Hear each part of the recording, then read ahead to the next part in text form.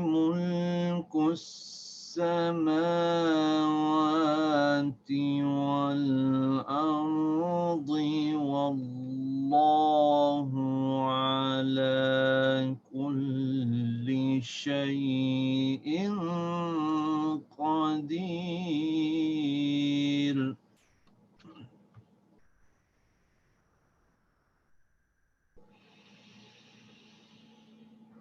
إن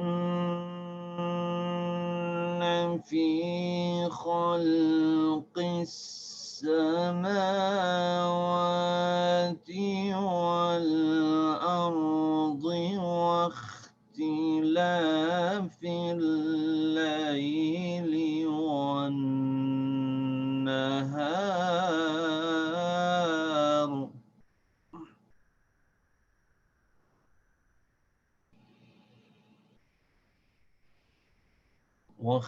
واختلاف الليل والنهار لآيات لأولي الألباب.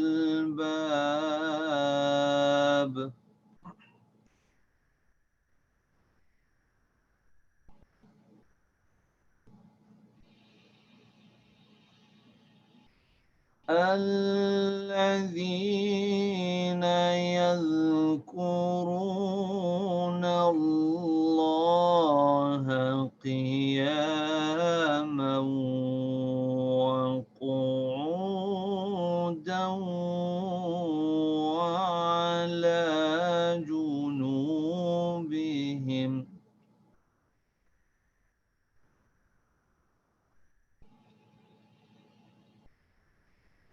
ويتفكرون في خلق السماوات والأرض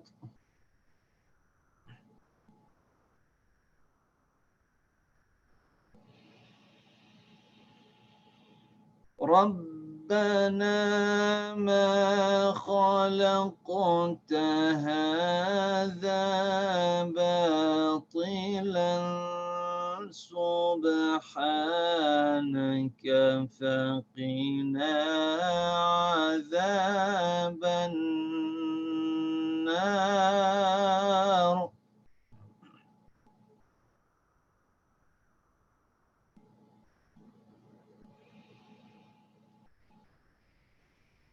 ربنا إنك من تدخل النار فقد أخزيته وما للظالمين من أنصار.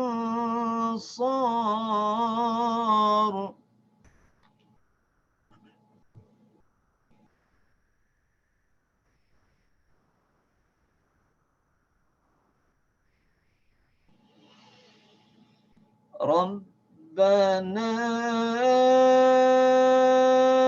إننا سمعنا مناديا ينادي للإيمان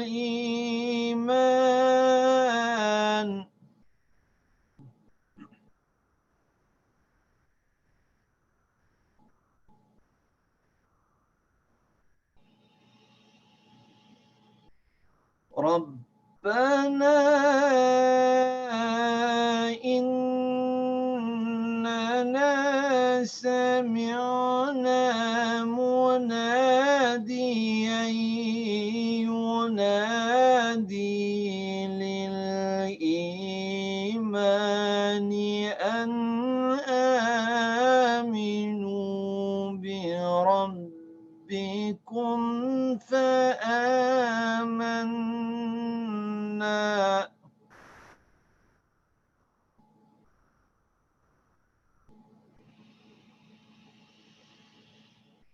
ربنا فاغفر لنا ذنوبنا وكفر عنا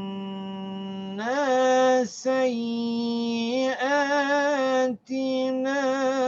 وتوفنا مع الأبرار.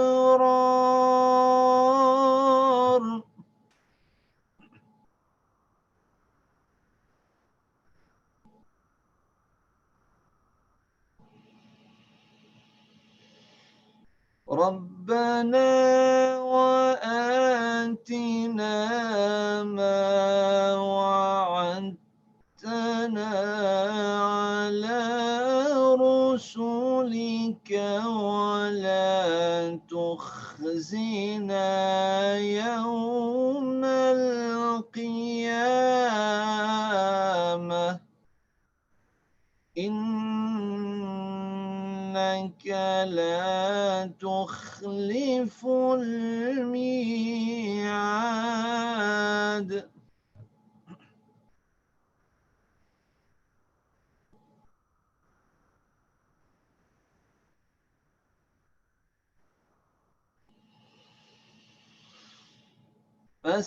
فاستجاب لهم ربهم أني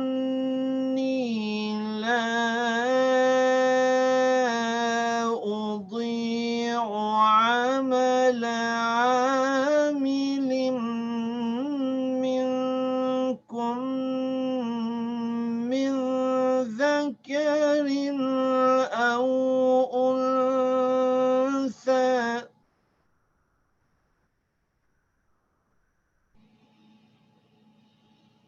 بعضكم من بعض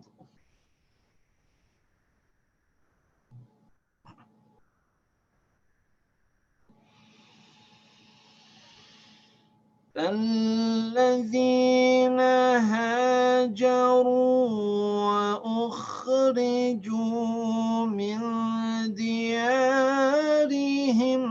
وأوذوا في سبيلي وقتلوا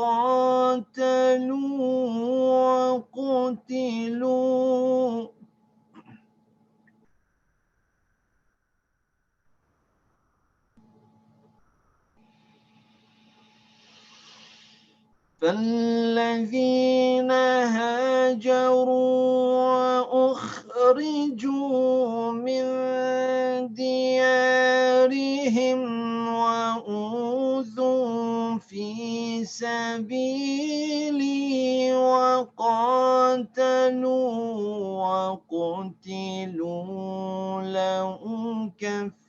لأكفرن عنهم سيئاتهم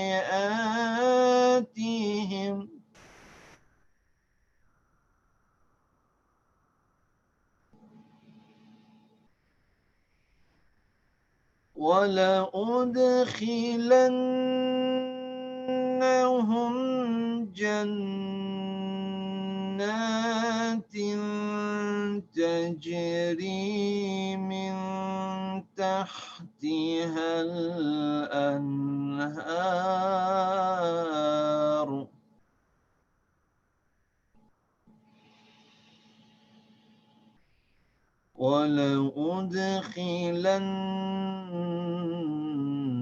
ولأدخلنهم جنات تجري من تحتها الأنهار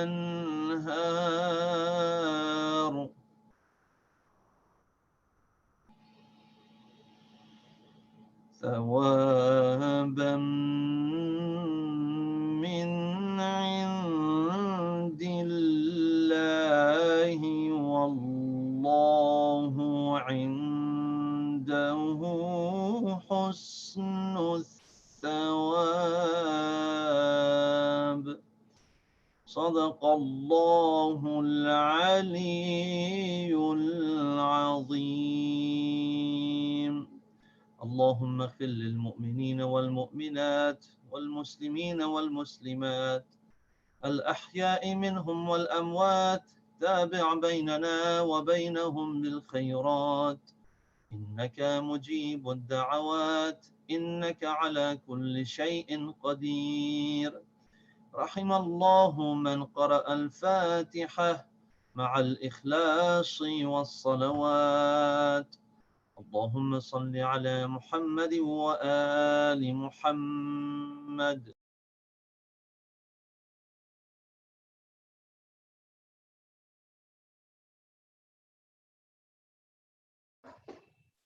Assalamu alaikum, everyone. Today's sponsors are Mr. and Mrs. Wahid Jafri, Mr. and Mrs. Ehsan Jafri, and Mr. and Mrs. Zahir Jafri. There is a request of Surah Fatiha for Khalil Amjad, Kulsum Begum, Bilkhis Takhi, Shams Rizvi, Amirun Nisa Begum, Vikhar Hussain Moswi, Mir Amjad Ali, Bashirun Nisa Begum, Rahmatullah Karam Ali, Maryam Bai Rahmatullah Karam Ali, Maqsood Ali, Guljan Maqsood Ali, Shabir Ali Merchant, Salima Mahmood Hassan. Thank you.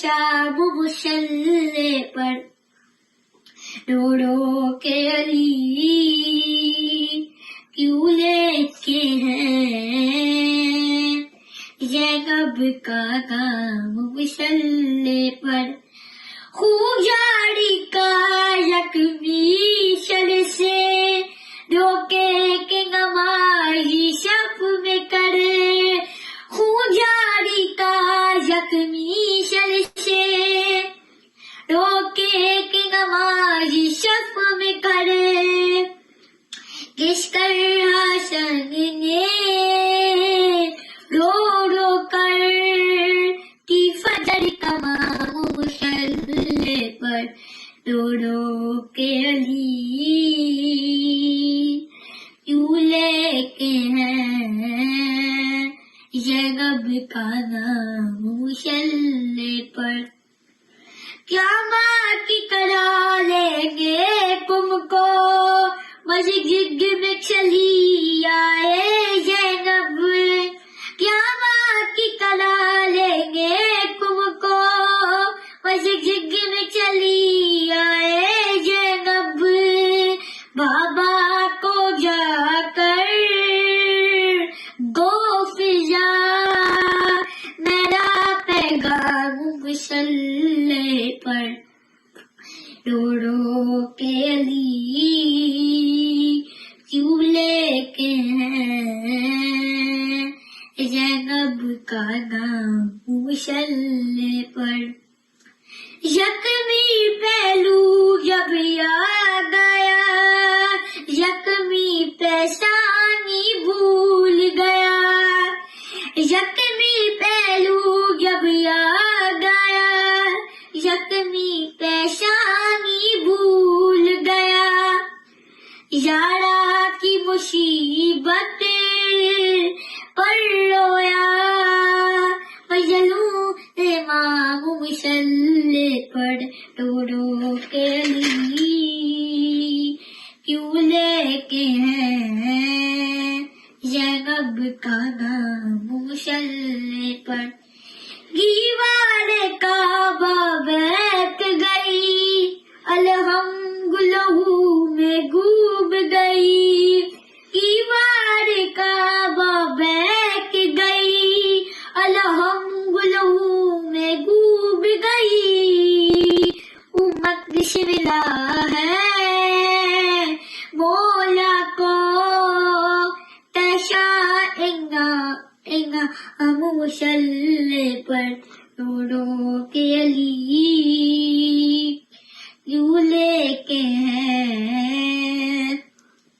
زینب کا نام مشلے پر، شبیر کی جانب سے اکبر قاتل کو پلایا کا شربت، شبیر کی جانب سے اکبر قاتل کو پلایا کا شربت، جب یاد علی کو آیا کا ایک کشنا کام مسلح پر، رو رو کے علی کیوں لے کے ہیں زینب کا نام مسلح پر، کیا یاد علی کو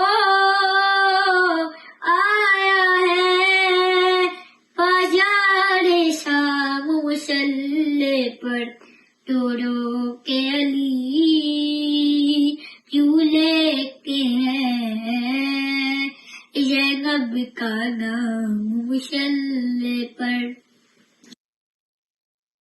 بسم اللہ الرحمن الرحیم۔ ایک صلوات بھیجنا۔ اللہم صلی علی محمد محمد۔ امام المتقین حضرت علی کی شہادت کی مناسبت سے قدیم نوح لوگی نظر۔ وہ چل گئی تیغ حیدر کے سر پر، روزنداروں میں ماتم بپا ہے، چل گئی تیغ حیدر کے سر پر، روزنداروں میں ماتم بپا ہے، وہ آج جاتے ہیں دنیا سے حیدر، روزنداروں میں ماتم بپا ہے، وہ آج کوفے میں ہے آہوزاری، ماتمی ہے علی کی دلاری، وہ آج کوفے میں ہے آہوزاری، ماتمی ہے علی کی دلاری، آج روتے ہیں شبیر و شبر، روزے داروں میں ماتم بپا ہے، چل گئی تیغ حیدر کے سر پر، روزے داروں میں ماتم بپا ہے، بیٹیاں رو رہی ہیں علی کی، ہائے آئی قیامت یہ کیسی، بیٹیاں رو رہی ہیں علی کی، ہائے آئی قیامت یہ کیسی، اب نہیں باپ کا سایہ سر پر، روزے داروں میں ماتم بپا ہے، اور یہ نماز و اذان رو رہے ہیں، غم میں دونوں جہاں رو رہے ہیں، یہ نماز و اذان رو رہے ہیں، غم میں دونوں جہاں رو رہے ہیں، خون میں ڈوبے ہیں محراب و منبر، روزے داروں میں ماتم بپا ہے، اور خون بہتا ہے در کے سر پر،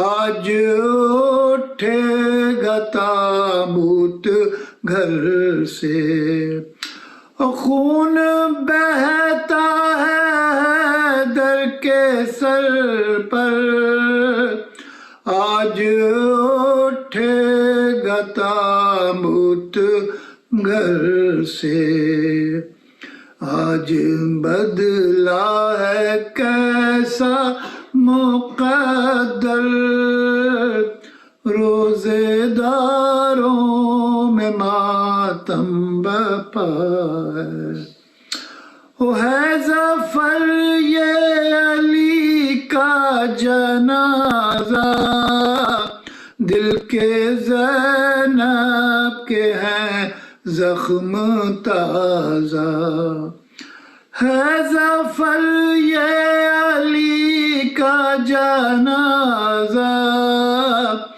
دل کے زینب کے ہیں زخم تازہ، وہ کہہ رہے ہیں عزادار رو کر، روزے داروں میں ماتم بپا ہے، چل گئی تیغ حیدر کے سر پر، روزے داروں میں ماتم بپا ہے، آج جاتے ہیں دنیا سے حیدر، روزے داروں میں ماتم بپا ہے۔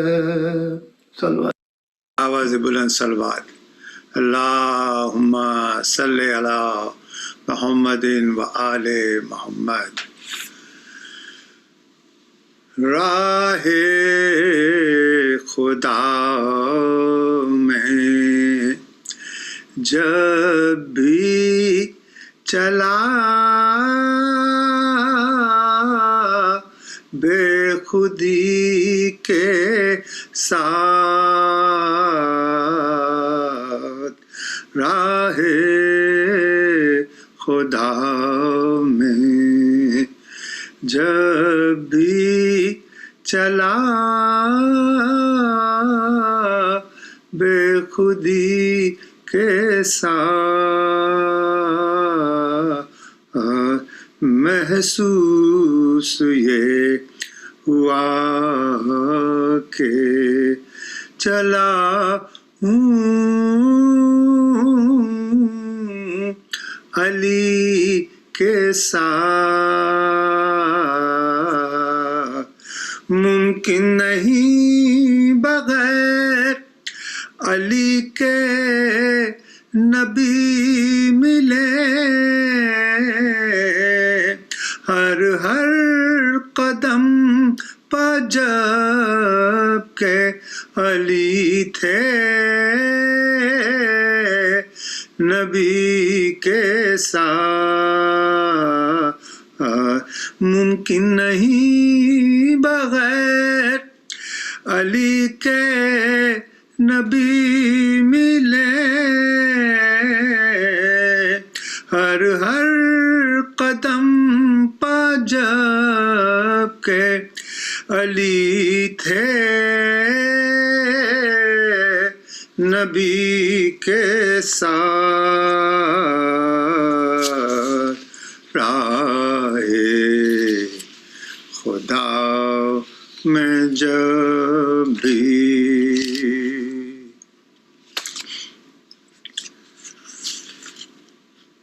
مرثی کے چند بات پیش کرتا ہوں۔ اے روزہ دارو آہو بکا کے یہ روز ہے، سادات پر نزول بلا کے یہ روز ہے، سرتاج تاج اوسیا کی عزا کے یہ روز ہے تم سے وداع شیر خدا کے یہ روز ہے زخمی ہوئے امام تمہارے نماز میں ظالم نے روزہ دار کو مارا نماز میں ظالم نے روزہ دار کو مارا نماز میں لکھا ہے جب دو نیم ہوا فرق مرتضی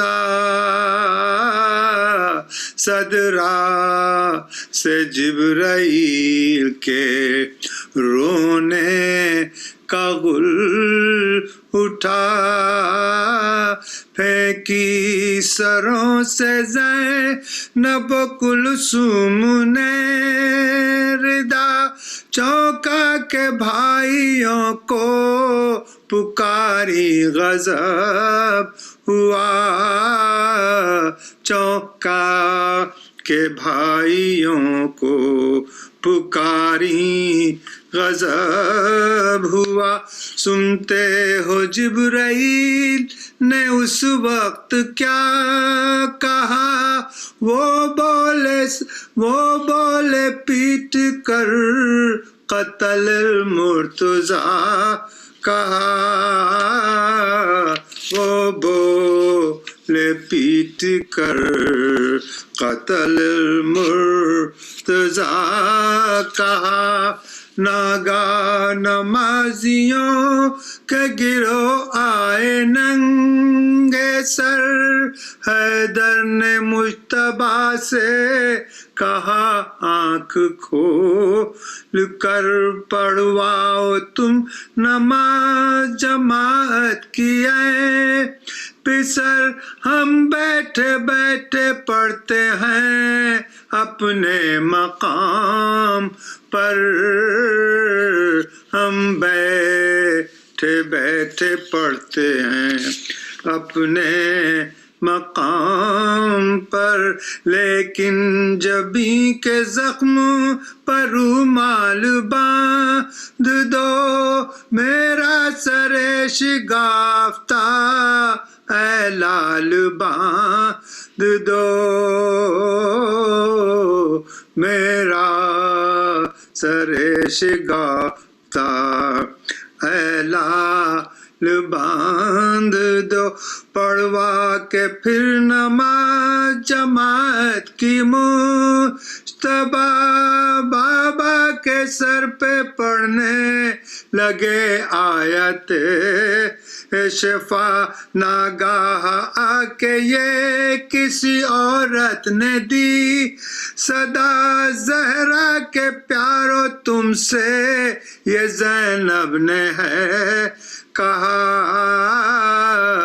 زہرا کے پیارو تم سے یہ زینب نے ہے کہا بابا کو میرے جل جو گھر میں نہ لا ہو گئے تو سر برہنہ مجھ کو بھی مسجد میں پا ہو گئے تو سر برہنہ مجھ کو بھی مسجد میں پاؤ گئے بولے علی ہے واس ابھی سے بجا نہیں زینب سے کہہ دو کوفہ ہے یہ کربلا نہیں میں بے دیار و بے کس و بے آشنا نہیں شیعہ ہیں گرد نر گئے اہل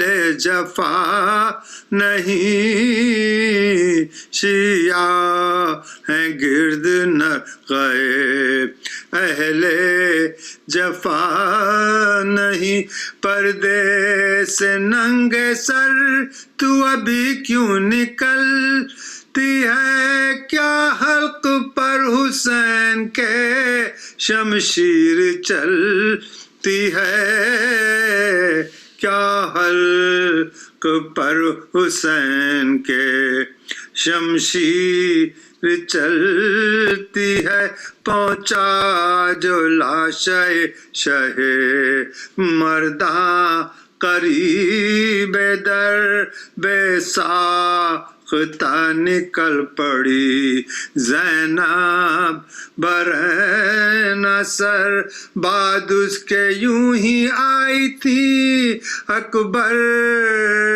کی لاش پر، یہ واقعہ تباب کا وہ ماتم پسر، رکھ رکھ کے ہاتھ آنکھوں پہ سب خلق ہٹ گئی، پھیلا کے ہاتھ لاش سے زینب لپٹ گئی، پھیلا کے ہاتھ لاش سے زینب لپٹ گئے، باہر سے آئے اتنے میں شبیر ننگے سر، زینب کو پایا باپ کی بالی پناہ، اگر بولے کہ جاؤ حجرے میں اے عاشق پدر، بابا کا زخم دیکھے گا جراح آن کر،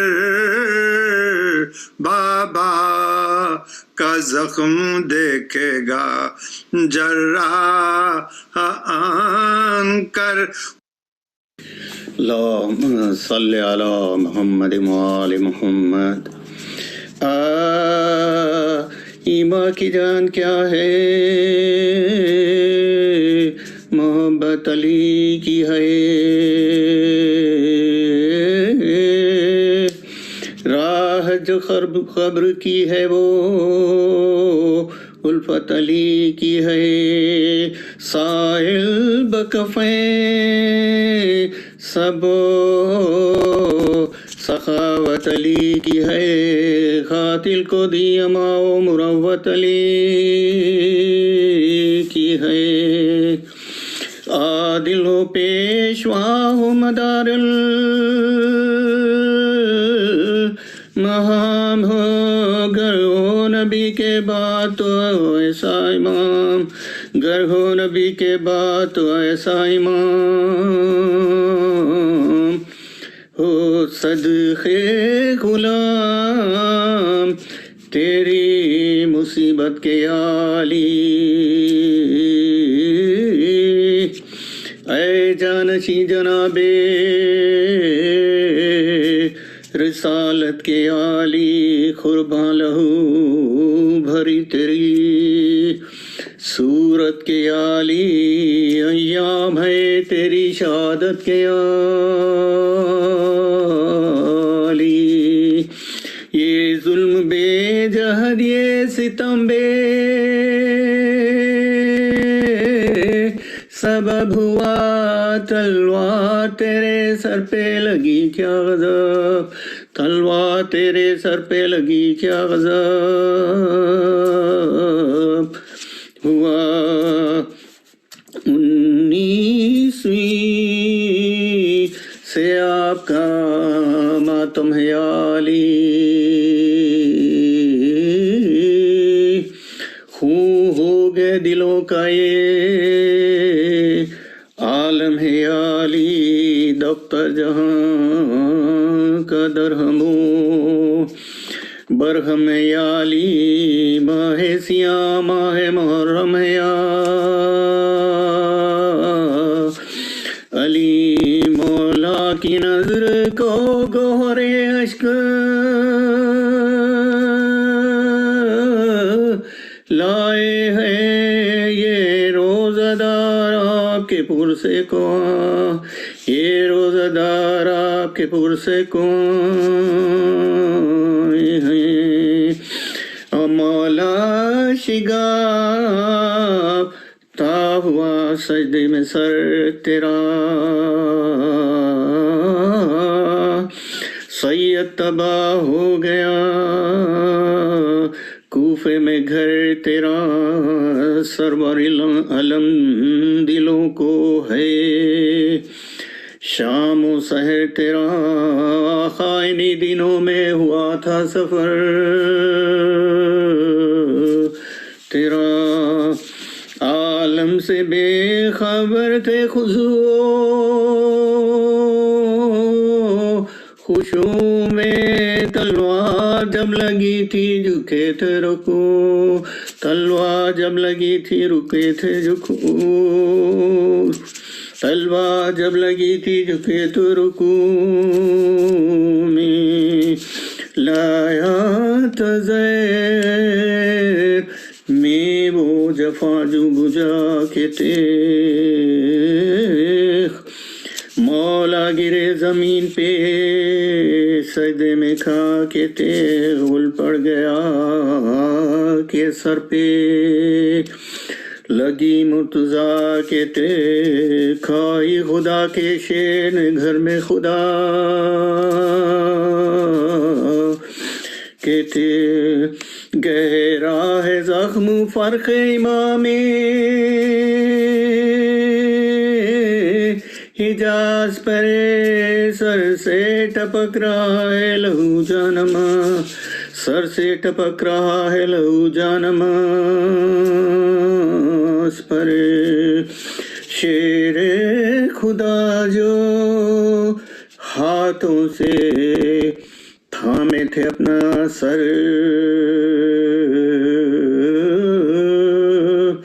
خون دونوں کونیوں سے ٹپکتا تھا خاک پر، بھاگا جو ابن ملجم ملعون و بصیر، پکڑا اسے علی کے محبوں نے دوڑ کر، لائے جو ہاتھ باندھ کے مولا کے سامنے، قاتل پہ مسکرا کے نظر کی امام، قاتل پہ مسکرا کے نظر کی امام نے، فرمایا میں نے کون سی کی تھی تیری خطا، پاداش نیکیوں کی یہی ہے جہاں میں، کیا کیا میں برا امام تھا، اے بانی جفا رویا جو سر جھکا کے تو مولا نے کہا، اس درد میں بھی سب کے مرض کی دوا ہے ہم، باندھو نہ اس کے ہاتھ کے مشکل کشا ہیں ہم، دونوں شب علی کو جو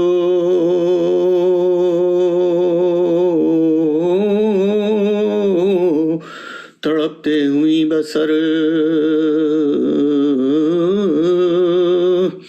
لیتے تھے اس طرف کبھی کروٹ کبھی ادھر، رو کر دباتے پاؤں جو شبیر نامور، رہ جاتے تھے امام دو عالم ہلا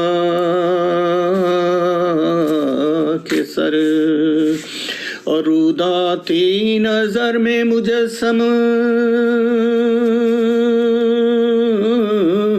حسین کی آواز سن کے روتے تھے زینب کے بہن، آواز سن کے روتے تھے زینب کے بہن،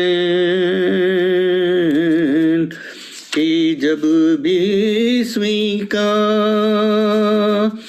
دن بھی تڑپ کر ہوا تمام، بنی سے چونکے کہنے لگے امام 2 دن سے سب میرے بچے ہیں بیٹا فاقے میں ان پہ گزرے گی کہ آج کی بھی شام اچھا ہوں اب تو میں بس بے قرار ہے کھانا انہیں کھلاؤ کہ سب روزہ دار کھانا انہیں کھلاؤ کہ سب روزہ دار ہیں چپ ہو گئے کہہ کے شہنشاہ کائنات سمجھے یہ سب کے غش میں ہیں شاہ نکو صفات جس وقت باقی رہ گئی کچھ کم گھڑی وہ رات تیغے اجل نے خطا کیا رشتہ تیغے اجل نے خطا کیا رشتہ حیات تڑکا تھا نور کا کہ سفر کر گئے علی سب شیعہ بے امام ہوئے مر گئے سب شیعہ بے امام ہوئے مر گئے علی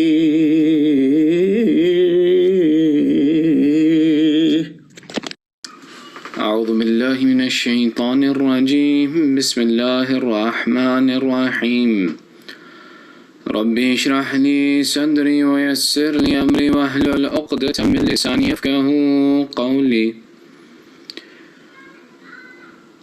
الحمد لله رب العالمين ثم الصلاة والسلام على سيدنا ونبينا وحبيب إله العالمين أبي القاسم محمد اللهم صل على محمد وآل محمد وعلى آله الطيبين الطاهرين المعصومين أما بعد فقد قال الله تعالى في كتابه المجيد بسم الله الرحمن الرحيم ولا تجادلوا أهل الكتاب إلا بالتي هي أحسن إلا الذين ظلموا منهم وقولوا آمنا بالذي أنزل إلينا وأنزل إليكم وإلهنا وإلهكم واحد ونحن له مسلمون آمنا بالله صدق الله العلي العظيم اللهم صل على محمد وآل محمد أعظم الله أجورنا وأجوركم بمصابنا لأهل البيت عليهم السلام.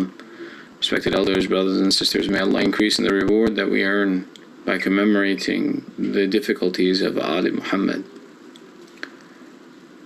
Today we have our discussion around the 21st part of the Holy Quran and the final Majlis in the Shahadat of Amir al-Mu'mineen Ali ibn Abi Talib alayhi salam. Allahumma salli ala Muhammad wa ali Muhammad. There are a few verses, actually there are many verses that are important to discuss in this section of the Holy Quran, of which we'll take a look at a few of them to kind of shed some light on important issues that may otherwise have been missed when we read the Quran. The first verse that we take a look at is actually the first verse in the 21st section or the 21st juz of the Quran.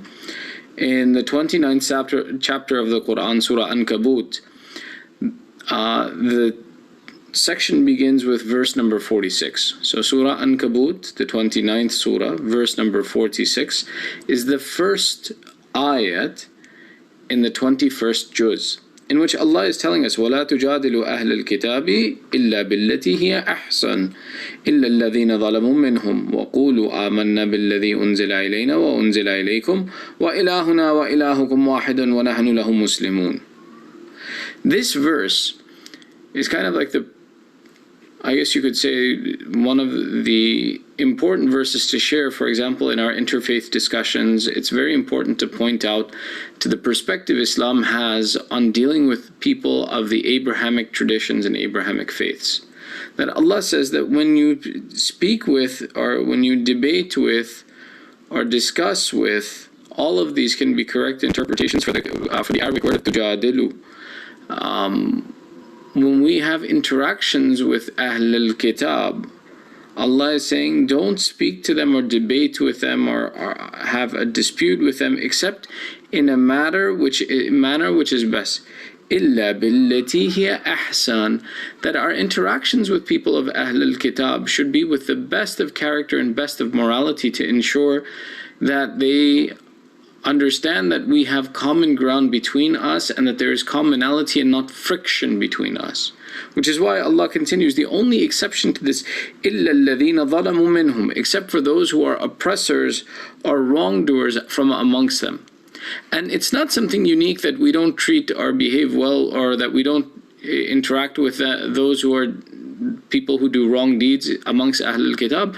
Even amongst the Muslimin, those who are oppressors and wrongdoers have different rules and regulations than common people who are not oppressors or abusers of the rules or cause harm to other people or are considered extroverted sinners amongst them. So, وَقُولُوا آمَنَّا بِالَّذِي أُنزِلَ إِلَيْنَا وَأُنزِلَ إِلَيْكُمْ, and say to them, we believe in that which has been sent down to us and has been sent down to you. That amongst us is common ground. We have faith in all of the divine books, including the divine books that were given to you. As a matter of fact, there's a chapter in our Quran devoted to Sayyidah Maryam, to Bibi Maryam. And the Quran talks most extensively about Nabi Musa than any other prophet in the Holy Quran. So we take a look and we see that Allah is telling us, say to them that we believe in what was sent down to us and what was sent down to you. It is part of our religion to believe in all of the divine books. Ilahuna wa ilahukum wahid, that your God and our God is one and the same. There is no difference between us in that. وَنَحْنُ لَهُ مُسْلِمُونَ, and we are those who submit unto Him. This is a common mistake that's made amongst people of the Abrahamic faiths, that they believe that, for example, the children of Isaac or Ishaq follow the tradition of the one God, and then Muslims, the followers of Ismail, believe in another God. This is a mistake and a misunderstanding which should be clarified for them and should be made clear. No, the God of Abraham is the God of all of us. We all believe in the same God, and we have the same Allah, the same one true God that we all worship together. So Allah in this one verse, even if we can use this one verse as an introduction when we speak to other people of the Abrahamic faiths, this should clarify many of the misunderstandings that exist between us, including our own communities, who, while many of our first generation Muslimin grew up in nations where Islam was a majority religion, they never learned how to correctly have a relationship with members of other Abrahamic traditions. Us, as a minority within a larger Abrahamic tradition, have a different way of understanding, and we have to put Quran to the forefront to establish our relationships and explain what a proper relationship with Ahl al-Kitab should be. And while this is a much longer discussion, verse number 46 of Surah Ankabut is an important starting point for us to take a look at some of these conversations. The next verse that we want to take a look at is in Surah Al-Rum. So this section, the 21st section of the Holy Quran, contains within it 4 surahs. One is Surah Ankabut, the remainder of it. The next is Surah Al-Rum in its entirety, then Surah Luqman in its entirety, then Surah Sajda in its entirety, and then Surah Ahzab. Apologies, there are 5 surahs in this section. That Surah Ahzab, part of Surah Ahzab, is included in this juz as well too. So we'll try and take a look at one verse from each of these to kind of have some relationship with each of the sections that are included in this juz, each of the chapters that are included in this juz. The second verse that we take a look at is in Surah Al-Rum, the 30th surah, verse number 39. وَمَا آتَيْتُم مِّن رِّبًا لِيَرْبُوا فِي أَمْوَالِ النَّاسِ فَلَا يَرْبُوا عِندَ اللَّهِ وَمَا آتَيْتُم مِّن زَكَاةٍ تُرِيدُونَ وَجْهَ اللَّهِ فَأُولَٰئِكَ هُمُ الْمُضْعِفُونَ. This verse talks about the process of how we believe money is made and how Allah shows increase in your sustenance comes. Allah begins this verse, وَمَا آتَيْتُم مِّن رِّبًا, that there is nothing that you give in the way of riba. Riba has been translated in this situation in more than one way. We're going to translate it simply as interest or usury. There's nothing that you give away in usury or in interest in order that it may increase in people's wealth, does not increase with Allah. So Allah is saying that when you pay interest, people receive interest with the intention that it should make them wealthy. But with Allah, it doesn't increase their wealth in any way. وَمَا آتَيْتُم مِّن زَكَاةٍ تُرِيدُونَ وَجْهَ اللَّهِ فَأُولَٰئِكَ هُمُ الْمُضْعِفُونَ. But those, and what you pay of your as zakat, zakat in this sense refers to charity in the most common understanding of this verse, in the most common tafsir of this verse. The term zakat can be used in two ways. One is zakat is that which is a religious tax, and the other is zakat, which is giving charity. In this verse, as well as, for example, in verse number 55 of Surah Ma'idah, the verse of Wilayah, zakat has been used in the terms, in the generally accepted terms, as reflecting charity.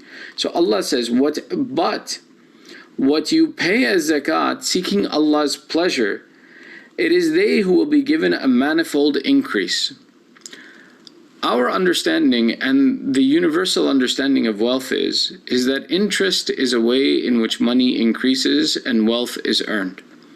But Allah is saying that this wealth means nothing in the eyes of Allah and it will have no benefit. Versus Allah saying that those who give charity, they will find an increase in their sustenance.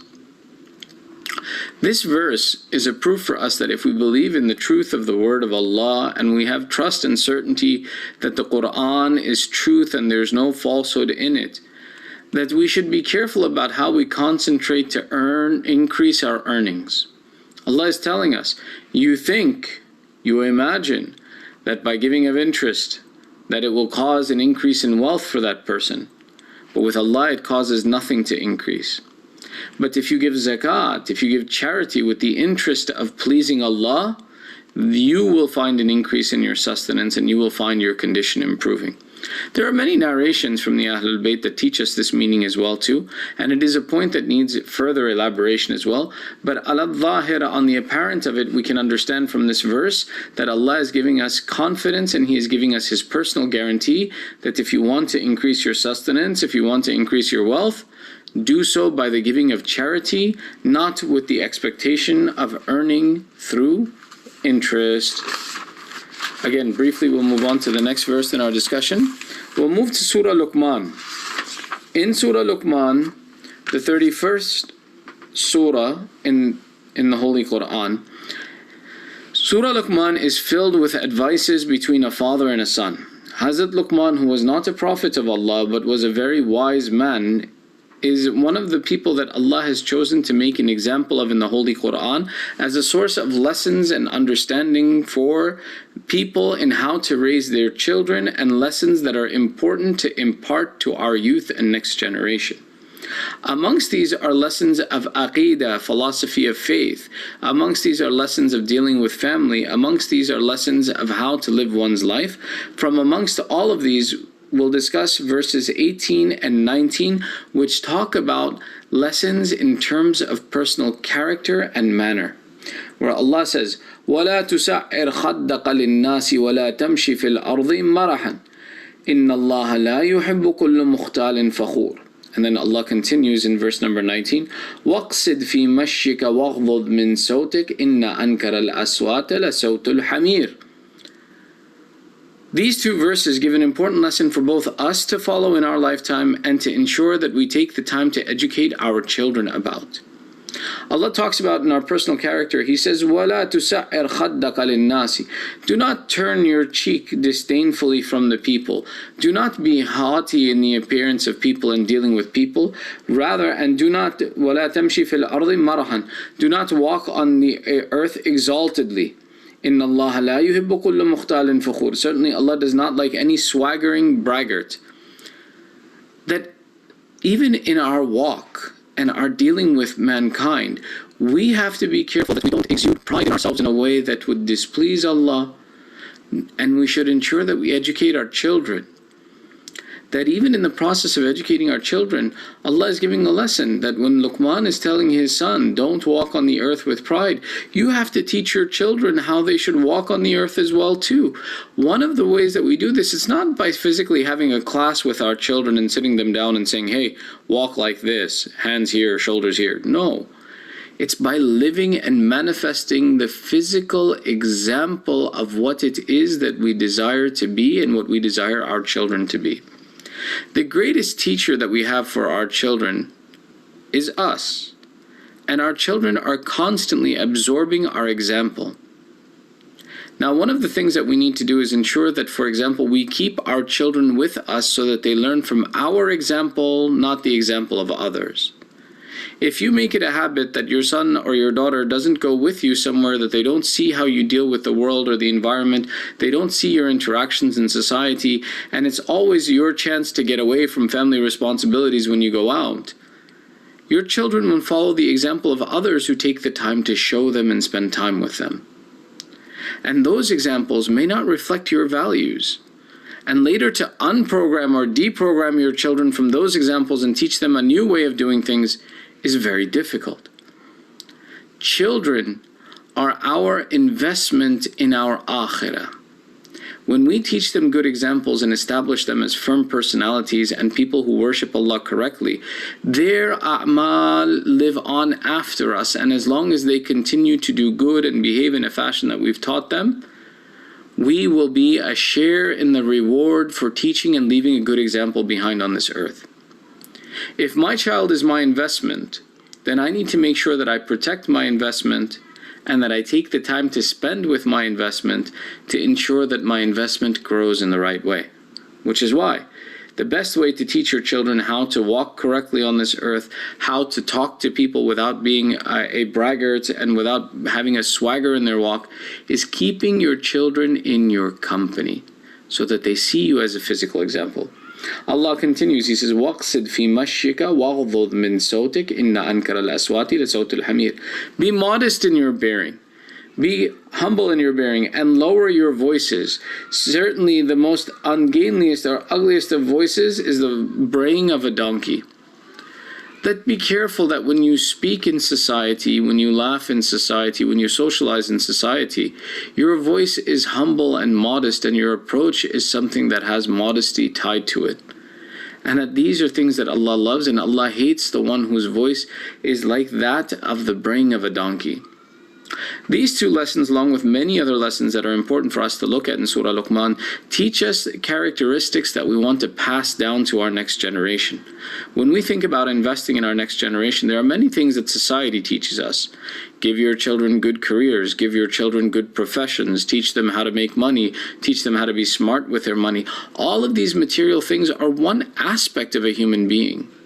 But the fundamental of a human being that doesn't change are those aspects that talk about character, those aspects that talk about behavior, that no matter what profession they go into, no matter how much money they have, no matter which situation they're in, that their character reflects the values of Islam and reflect your values.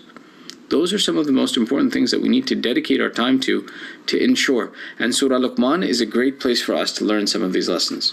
Briefly again, moving on to the next surah in this section, which is surah number 32. Surah number 32 is known as Surah As-Sajda. Surah As-Sajda, the 32nd surah of this Holy Quran, is known as Surah As-Sajda on the principle that it includes the first of 4 wajib sajdas in the Holy Quran. Whenever these 4 verses are recited in our presence or by us, it is our responsibility that we should perform a sajda in obedience to Allah and to recite a dhikr. Most commonly, the easiest dhikr to recite is the dhikr we recite in sajda anyway, Subhana Rabbiyal A'la wa bihamdih, and this would be sufficient. Now, these verses, for example, of wajib sajda, the verse itself, not the surah. Sometimes what happens is people look at the surah, they say, oh, it's Surah As-Sajda, there's a wajib sajda. No, next surah. No. Just the verse within the surah has the wajibat of performing sajda when it is recited. In the 32nd surah, that is Surah As-Sajda, the verse that has a wajib sajda in it is the 15th verse. The etiquette of a wajib sajda and the responsibilities of this sajda are something that inshallah with tawfiq and time we'll take the opportunity to discuss. You can also review them yourself in Tawdih al-Masail, the book of Islamic laws of Sayyid Sistani, or any of our various maraja do mention how these should be performed, who should perform them, and who should not recite these ayat if they are not in a condition of purity. When we take a look in this surah, there's one verse that I wanted to focus on, which is verse number 24. The 24th verse of Surah As-Sajda reads, وَجَعَلْنَا مِنْهُمْ أَئِمَّةً يَهْدُونَ بِأَمْرِنَا لَمَّا صَبَرُوا وَكَانُوا بِآيَاتِنَا يُوقِنُونَ. This verse in its discussion about the Bani Israel and the Qayem of Nabi Musa brings this important verse that applies both to the Qayem of Nabi Musa as well as to all of those who believe in the divine religions of Allah, in which Allah says, وَجَعَلْنَا مِنْهُمْ أَئِمَّةً يَهْدُونَ بِأَمْرِنَا, and amongst them we appointed imams to guide the people by our command when they had been patient, لَمَّا صَبَرُوا وَكَانُوا بِآيَاتِنَا يُوقِنُونَ, and had conviction in our signs. This verse teaches us the importance of authority after the Anbiya. That Allah says, we appointed, Allah is the one who appoints the imams, the leaders of a nation, so that يَهْدُونَ بِأَمْرِنَا, to guide people by our command. That it's a necessity for these leaders to be divinely appointed so that they can educate the people about the signs of Allah and the religion of Allah. This verse is a clear point for us that after the Holy Prophet, the same way the Qayem of Nabi Musa had to look for divine leadership to guide them to the commands of Allah, the same way even Rasulullah, there are divinely appointed guides who have a responsibility to take us to the path of Allah, and we have certainty on their instruction because we know that they are appointed by Allah, not by society. And then this is a lengthy discussion, but it's an important verse to see where Allah discusses the importance of imams and points out that He is the one who appoints the imam, not society points the leadership, but rather Allah is the one who divinely selects the personality that leads Islam. So again, this is verse number 24 in Surah Sajda, the 32nd surah. The final surah, or part of surah that's in this juz of the Quran, is Surah Al-Ahzab. Surah Al-Ahzab is the 33rd surah of the Holy Quran, and it includes many, many important verses. This juz, in the 21st juz of the Quran, there are many verses that are important to discuss and to know. But again, by the constriction of time, we'll mention one verse. And this is in Surah Al-Ahzab, the 33rd surah of the Holy Quran, verse number 23. Verse number 23 of Surah Al-Ahzab reads, مِنَ الْمُؤْمِنِينَ رِجَالٌ صَدَقُوا مَا آحَدَ اللَّهَ عَلَيْهِ فَمِنْهُمْ مَنْ قَضَى نَحْبَهُ وَمِنْهُمْ مَنْ يَنْتَظِرُ وَمَا بَدَّلُوا تَبْدِيلًا. The 23rd verse of this surah says, among the faithful are men who fulfill what they have pledged to Allah. Of them are some who have fulfilled their pledge, and of them are some who still wait, and they have not changed in the least. This verse of the Holy Quran talks about a number of different traditions that have been included in this. For example, some talking about Anas ibn Nadir, who was not present at the Battle of Badr and was despondent that he had not been blessed with the opportunity to defend the religion of Islam, and he swore that when I get the opportunity I will fight for Islam and I will be shaheed. And he fought in the Battle of Uhud, and he was one of the true defenders of Islam, and he was killed in this battle. There are others who say that this is about the companions of Badr and Uhud. We have one narration that gives us the clear meaning of this, that it is from Imam Ali ibn Abi Talib alayhi salam. Allahumma salli ala Muhammad wa ali Muhammad. He says that I, my brother Ja'far, my uncle Hamza, and my cousin Abu Ubaidah, we made an oath amongst ourselves that we would always be the defenders of Islam, and we would be those who stand up in the defense of Islam, and nobody would ever stop us from standing up in the religion of Allah, and no matter what happens we would stay committed to Allah. He says the four of us made this commitment, and in Badr my cousin Abu Ubaidah was martyred, in Uhud my uncle Hamza was martyred, and my brother Ja'far was martyred in the Battle of Mu'tah. and I remain still committed to my pledge. So which is why it says, and amongst the faithful men who fulfill what they have pledged to Allah. That these three had fulfilled their oaths that they had made to Allah, and of them are some who still wait. And that is Imam Ali, who is still waiting. And they have not changed in the least. And there is no difference between them in terms of their commitment to the promise that they made to Allah, though some may have fulfilled their oath early and some later on. In another narration it says that Rasulullah, after the shahadat of Hazrat Hamza, he said that I had 3 deputies on this earth. After the shahadat of Hazrat Ja'far, he said, I had 3 deputies on this earth: Hamza, my uncle; Ja'far, my cousin; and Ali, my cousin. And after the shahadat of Hazrat Hamza and Hazrat Ja'far, Rasulullah raised his hands and called out, "O Allah, do not leave me on this earth without a successor. Provide for me and ensure for me that Ali will not be lost to me in this time, and that he will remain on after me." And it said that in reply to the dua of our Holy Prophet, مِنَ الْمُؤْمِنِينَ رِجَالًا صَدَقُوا مَا آهَدُوا اللَّهَ عَلَيْهِ فَمِنْهُمْ مَنْ قَضَى نَحْبَهُ وَمِنْهُمْ مَنْ يَنْتَظِرُ. That Allah sent this verse down, that they all made oaths and commitments to stand firm in the religion of Islam. Some have already fulfilled their oath, and some are waiting. And there is no difference in their commitment to their oath based upon if they came first or if they came later. That he promised the Rasulullah the fulfillment of this promise. Another place where this verse is heard, it said that in the field of Karbala, our master Sayyid al-Shuhada, Imam al-Hussain alayhi salam, Allahumma salli ala Muhammad wa ali Muhammad, whenever someone would come to take his permission in the battlefield and would ask the Imam, Ya Ibn Rasulullah, do I have your permission to go and fight in the way of Allah? The Imam would reply, you have my permission, and then recite this verse, وَمِنْهُمْ مِنَ الْمُؤْمِنِينَ رِجَالٌ صَدَقُوا مَا آحَدَ اللَّهَ عَلَيْهِ فَمِنْهُمْ مَنْ قَضَى نَحْبَهُ وَمِنْهُمْ يَنْتَظِرُ وَمَا بَدَّلُوا تَبْدِيلًا. That he would say that amongst the faithful are those who have fulfilled their oath, and there are those who are waiting, and they have not changed in the least. Saying that you go first on to sacrifice in the way of your Lord, we will be coming after you shortly as well. We too are committed to Allah.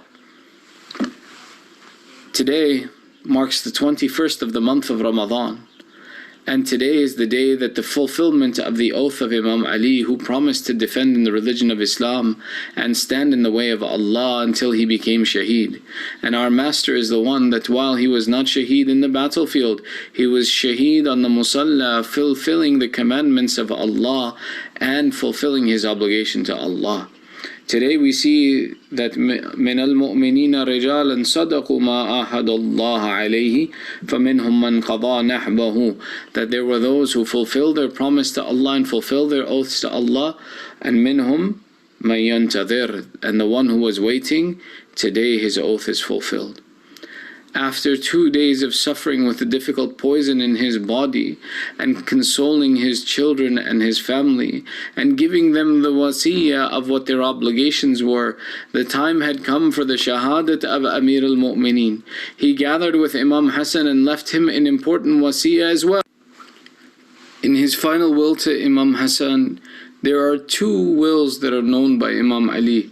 One is that letter that Imam Ali wrote after the Battle of Siffin, which contains the general advices to one's children in making sure that they maintain posterity after one's leaving this world, which can be found in Nahj al-Balagha as letter 31. The other was the wasiyah that was given to Imam Hassan and his children who had surrounded him at the time of his death, where Amir al-Mu'mineen began by telling them to have fear of Allah, be conscious of Allah and not of the dunya. He told them to create reconciliation amongst themselves and to keep at peace amongst themselves and one another. He told them to fear Allah with regards to orphans.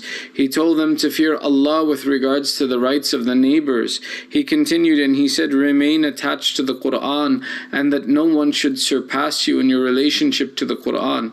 He told them to fear Allah about their prayers and to make sure that their prayers were performed, and that to fear Allah about the Kaaba and staying attached to the Kaaba. He told them to beware of disunity and infighting. And then he continued and he says, don't cause bloodshed in this world. Don't be someone who because of the death of the Imam causes war and strife in the world. And then he finished, he says that if I should die because of the strike of this Ibn Muljam, give him but one strike, not more than that, in compensation for what he has done. My master is the one who left the world in this condition. But the wasiyah of Amir al-Mu'mineen didn't end here to Imam Hassan. He says to Imam Hassan, "O Hassan, bury me in the night. When you take my janazah, it should only be you and Hussain. When you come to my bier upon which I am carried, you and Hussain will carry the back. The front will be raised by itself." You see, the same way that Rasulullah had his companions of Hamza and Ja'far and Imam Ali in this dunya, he had his representatives of the heavens who came now, Jibreel and Mikael, to pay their respects to Amir al-Mu'mineen. So Amir al-Mu'mineen explained, "Oh Hassan, the janazah will lift from the front on its own. You and Hussain come from behind and lift it. Carry me in the darkness. Don't let anyone know where my grave was made. My Mazloom Imam is the one who was buried like Sayyidah Zahra in the middle of the night. Sayyidah Zahra asked to be buried in the middle of the night because she was angry with the people and did not want them associated with her burial or to come to her grave. Amir al-Mu'mineen is that Mazloom who asked to be buried in the middle of the night because Ibn Abi Hadid writes, he says, at the Shahadat of Ali ibn Abi Talib, there were not 40 people on the face of the earth who loved Ali. Because of the severity of his justice, people had developed anger towards Ali ibn Abi Talib. Amir al-Mu'mineen's instruction to be buried in the middle of the night was because he was worried that people would desecrate the grave of Ali ibn Abi Talib. Imam Ali gave the instruction, "O Hassan, when you take my body and you leave out of Najaf, you will go towards this direction where you will see a column of light rising from the ground. When you reach this location, know that you have reached the place of my grave. Today when you go to Kufa and Najaf, when you stand by the house of Amir al-Mu'mineen in Kufa, turn to the direction of Najaf, see the distance from the two places, and imagine how lonely it was for Imam Hassan and Hussain to carry their father's deceased body after his injuries and difficulties far away from their home, where he would be buried alone, where no one would know where he was buried, and that they had to hide the location of their father's grave." Imam Hassan says, when we came to that place, we removed a few stones and we saw that the grave had already been dug for our father. When I went into the grave, I found a shield in there that read on it, "This is a gift to the Amir al-Mu'mineen, to the Khalifa of Allah, Ali ibn Abi Talib, from the Prophet of Allah, Nuh." Imam Hassan raised his hands in dua. "Oh Allah, alhamdulillah that you have honored us, that a Nabi like Nuh leaves a gift for my father." And this grave on one side of Amir al-Mu'mineen is Nabi Adam. On the other side is Nabi Nuh. Amir al-Mu'mineen was laid in this grave alone in the night. The two sons covered their father's body with earth. They made the marking in a way that no one else would know their father had been buried here. And they began to return on their way home. It said that on their way home they heard a crying and a wailing coming from a house, a small house on the side. Imam Hassan and Imam Hussain turned to each other. Imam Hassan says, "Oh brother, now the imamat has fallen to me. It is my responsibility to take care of the ummah. Let's go and see why this person is crying." They entered upon the house. When they called in, a blind man sat alone in this house crying. They said, "Oh man, why do you cry?" He says, "There is a Muhsin who would come and visit me every day and bring me food and sit with me. It has now been 3 days, my Muhsin has not come. He does not come and sit with me anymore. He does not come and bring me food." Imam Hassan said, "Old man, can you describe him to us?" The old man replied, "I am blind, I have not seen him, but I will tell you. that he never spoke anything but the praise of Allah and the worship of Allah. And when he would do hamd and thana of Allah, it was as if the rocks on the floor and the walls of my house would do hamd and thana with him. Imam Hussain wept and said, "O old man, you have described my father Ali. He was struck by a mal'oon 3 days ago. He suffered for 3 days, and now he has left this world." They said, "We saw the old man get up from his house and walk out into the darkness." We said, "Old man, where do you go?" He says, "What benefit is my life without my master Ali ibn Abi Talib? Take me to him." They said that this old man went to the grave of Amir al-Mu'mineen, threw himself on the grave and wept until he died. Imam Hassan and Imam Hussain buried this old man too, and once again returned to their home. This time when they reached close to their home, again they heard crying, but this time coming from their own house. They wondered, what night of difficulty is this? We buried our father. We buried the lover of our father. Now we return to our house again to hear crying. They said when we entered into the house, worried of why there was weeping from the house, they said that we found Sayyidah Zainab sitting on the musalla of our father, weeping in loud tones. Imam Hassan came and said, "Oh Zainab, why are you crying? Your brothers are here for you." And Sayyidah Zainab replied in weeping, "Oh brother, I miss my father. I miss my father. He has left us alone. We are now without him." We imagine that in this condition of the weeping of Sayyidah Zahra, from one side Imam Hassan must have come and gave her condolences and sat by her, that, "Sister, do not worry, we are here." From another side, we imagine Imam Hussain, who was the comfort of the eyes of Sayyidah Zainab, sat with her and said, "Oh sister, I am here. Whenever you would weep as a child, you would stop weeping when you looked at my face. Now know that I am still with you. Hussain is with you today. Oh Zainab, don't cry." We imagine her brothers Muhammad, Hanafiya, and the others would have given her comfort and sat by her. But we imagine that there was one brother who sat at her feet and said, "Oh Sayyidah, how will I face Baba if he left you in my care and now you are crying? Oh sister, do not weep that your brother Abbas is here.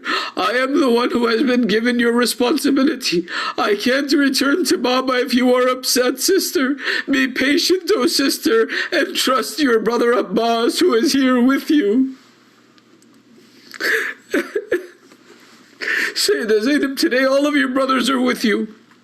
They sat by you through the difficulty of the separation from your father. But tomorrow will be the shahadat of Hassan, and it will be the difficulties of losing one brother. Then will come the day of Karbala. Who will be the one to console you when Abbas is no more and Hussain is alone in the battlefield, and you will call out and worry as there is one man surrounded by an army? Anta akhi Hussain, are you my brother Hussain? But that one man will not be able to answer you. You will say, "Akhi Hussain, jawabini." Hussain, answer me. He will not be able to answer you because of the severity of the enemies around him until you say, "Bihaqqi ummina Zahra, idha anta akhi Hussain, jawabni." Then at that time you will say, "By the right of our mother Zahra, if you are my brother, then answer me." And he will call out, "Oh Zainab, Hussain is alive. Return back to the tent." Oh ya Sayyidah Zainab, how difficult are your masa'ib. ألا لعنة الله على القوم الظالمين وسيعلم الذين ظلموا أي منقلب ينقلبون. لا حول ولا قوة إلا بالله العلي العظيم. أعوذ بالله من الشيطان اللعين الرجيم. بسم الله الرحمن الرحيم. الحمد لله والصلاة والسلام على رسول الله وعلى آله آل الله، لا سيما بقية الله، ولعنة الله على أعدائهم أعداء الله من يومنا هذا إلى لقاء الله. أما بعد، فقال أمير المؤمنين علي بن أبي طالب عليهما السلام: شيئان لا يؤذن سبابهما العفو والعدل. مولا کائنات امیر المومنین حضرت علی ابن ابی طالب علیہ الصلوۃ والسلام کا ارشاد ہے کہ دو چیزیں ایسی ہیں جن کے ثواب کا کوئی اندازہ نہیں لگا سکتا، جن کا ثواب کوئی وزن نہیں کر سکتا. دو چیزوں میں سے ایک عفو ہے اور دوسرے عدل ہے. عفو کے سلسلے میں کچھ عرائض گزشتہ 2 مجلسوں میں عرض کر چکا ہوں. آج آپ کی خدمت میں عدل کے سلسلے میں کچھ عرائض پیش کرنا چاہتا ہوں. عفو کے متعلق اسلامی نظریات اور معصومین علیہ السلام کی عملی سیرت کے نمونے آپ کی نگاہوں کے سامنے آ چکے ہیں. عزیزو، مقصد تک پہنچنے کے لیے ایک راستہ اور طریقہ کار کی ضرورت ہوتی ہے. مقصد کوئی بھی ہو، اچھا ہو یا برا مقصد، اس تک رسائی حاصل کرنے کے لیے کوئی نہ کوئی ذریعہ، کوئی نہ کوئی راستہ، کوئی نہ کوئی طریقہ کار ضروری ہوتا ہے. اسلام نے مقصد تک رسائی حاصل کرنے کے لیے جس راستے کا اختیار کیا ہے، جس راستے کو چنا ہے، جس راستے کا انتخاب کیا ہے، اس راستے کا نام ہے عدل. بعضوں کی نگاہیں صرف مقصد پر ہوتی ہیں کہ مقصد پاک و پاکیزہ ہونا چاہیے. اس مقصد تک پہنچانے والے راستے کو وہ اہمیت نہیں دیتے. طریقہ کار پر ان کا دھیان نہیں ہوتا کہ وہ حلال ہے یا حرام. ان کا نعرہ ہوتا ہے الغایات تبرر المبادی. مقصد جو ہوتا ہے، مقصد اگر اچھا ہے، مقصد اگر پاک ہے، تو وہ ناپاک وسیلے کو بھی پاک بنا دے گا. لوٹ مار بری بات ہے، کسی سے زبردستی اس کا مال چھین لینا ظلم ہے. لیکن اگر آپ غریبوں اور محتاجوں کی مدد کے لیے کسی مالدار کو لوٹ رہے ہیں تو اس میں کوئی حرج نہیں ہے.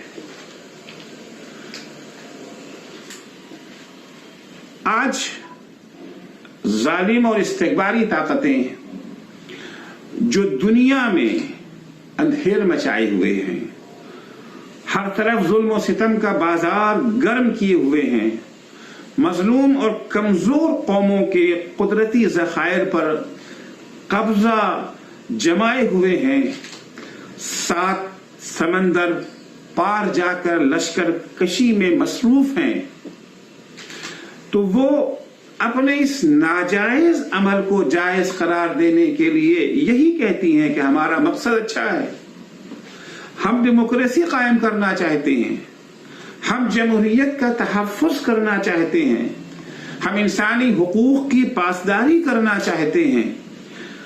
اگر جرمنی میں ستائے گئے در بدر یہودیوں کو بسانے کے لیے سرزمین فلسطین پر قبضہ کر کے کچھ فلسطینیوں کو گھر سے بے گھر کر کے قتل و غارت کرنا پڑتا ہے تو اس میں کیا حرج ہے؟ ہمارا مقصد تو پاک ہے، ہم بے گھر افراد کو گھر فراہم کرنا چاہتے ہیں. یہ ان کی منطق اور لاجک ہے. لیکن اسلام اس منطق کا قائل نہیں ہے. اسلام شدت کے ساتھ اس منطق کا مخالف ہے. اسلام کا کہنا ہے کہ مقصد کی پاکیزگی کے ہمراہ ذریعے اور وسیلے کی طہارت بھی ضروری ہے. خب اسلام کا مقصد کیا ہے؟ اسلام کا مقصد انسانی سماج کو ظلم و ستم، کفر و شرک، نفاق و دروئی، اخلاقی پستی و نفس کی غلامی کے اندھیروں سے نکال کر توحید کی نورانی وادیوں میں داخل کرنا ہے. چنانچہ سورہ ابراہیم کی پہلی ہی آیت میں ارشاد ہوتا ہے جس میں مقصد بیان کیا گیا ہے دین کا، الف لام را کتاب انزلناہ الیک لتخرج الناس من الظلمات الى النور باذن ربهم الى صراط العزیز الحمید.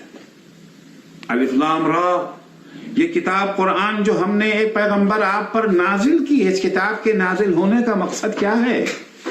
اب یہ کتاب اسلام کا دستور اساسی ہے، اسلام کی بنیاد ہے یہ کتاب قرآن. اس قرآن کو ہم نے کس لیے بھیجا ہے؟ دوسرے لفظوں میں اسلامی تعلیمات ہم نے کس لیے بھیجی ہیں؟ مقصد کیا ہے؟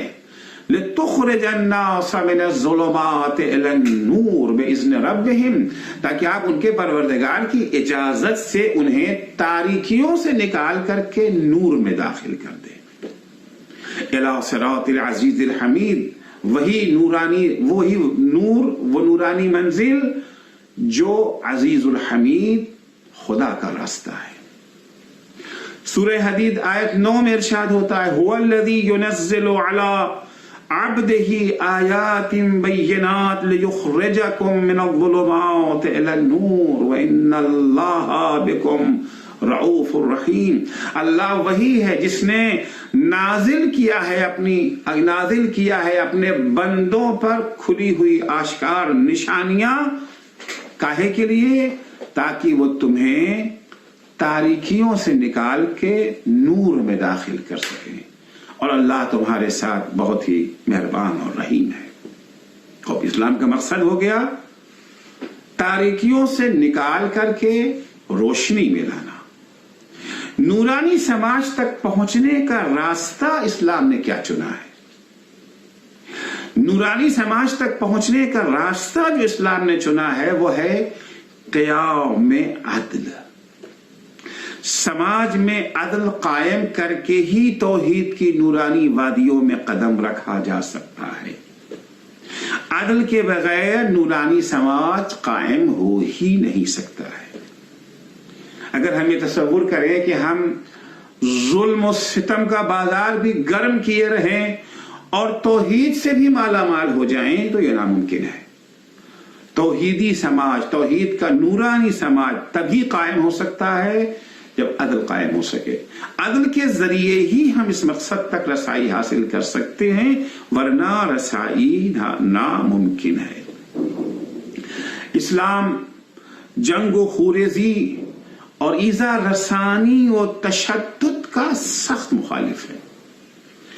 تلوار اور بندوق تو دور کی بات ہے،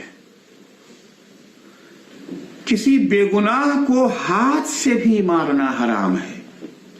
اور اگر کسی کو اس طرح سے مار دیا کہ بدن پر لال یا ہرے یا کالے نشانات پڑ گئے تو اسے دیت دینا واجب ہے، چاہے وہ اپنی اولاد ہی کیوں نہ ہو، چاہے وہ اپنے شاگرد ہی کیوں نہ ہو. نہ اس طرح سے اپنی اولاد کو مارا جا سکتا ہے، نہ اس طرح سے اپنے شاگردوں کو مارا جا سکتا ہے. اگر اس طرح سے مار دیا، اگر چہرے پر سرخ نشان پڑ گیا تو دیت 1.5 دینار سونا ہے. اور اگر یہ چہرے کے علاوہ بدن کے کسی حصے پر یہ سرخ نشان پڑا ہے تو اس کا آدھا یعنی 1.25 دینار سونا دینا پڑے گا. اور اگر چہرے پر سب نشان پڑ گیا تو 3 دینار سونا دینا پڑے گا. اور اگر یہ نشان بدن پر ہے تو اس کا آدھا یعنی 1.5 دینار سونا دینا پڑے گا. اور اگر کہیں خدا نخواستہ سیاہ اور کالے نشانات پڑ جائیں تو 6 دینار سونا دیت ہے. اور بدن پر اگر یہ نشان پڑا تو اس کا آدھا یعنی 3 دینار دینا پڑے گا. 1 دینار سونا تقریباً 3.5 گرام کے برابر ہوتا ہے، اور وہ بھی 21 کیرٹ کا، 18 والا نہیں. اسلام نے ہمیشہ صلح کی دعوت دی ہے. سورہ نساء آیت 128 میں ارشاد ہوتا ہے کہ وَالصُّلْحُ خَيْرٌ، صلح ہر چیز سے بہتر ہے. جنگ و خوریزی سے اتنی نفرت کے باوجود اسلام نے ظلم و ستم روکنے اور عدل قائم کرنے کے لیے بقدر ضرورت جنگ کا حکم دیا ہے. صرف اجازت ہی نہیں دی ہے، حکم دیا ہے.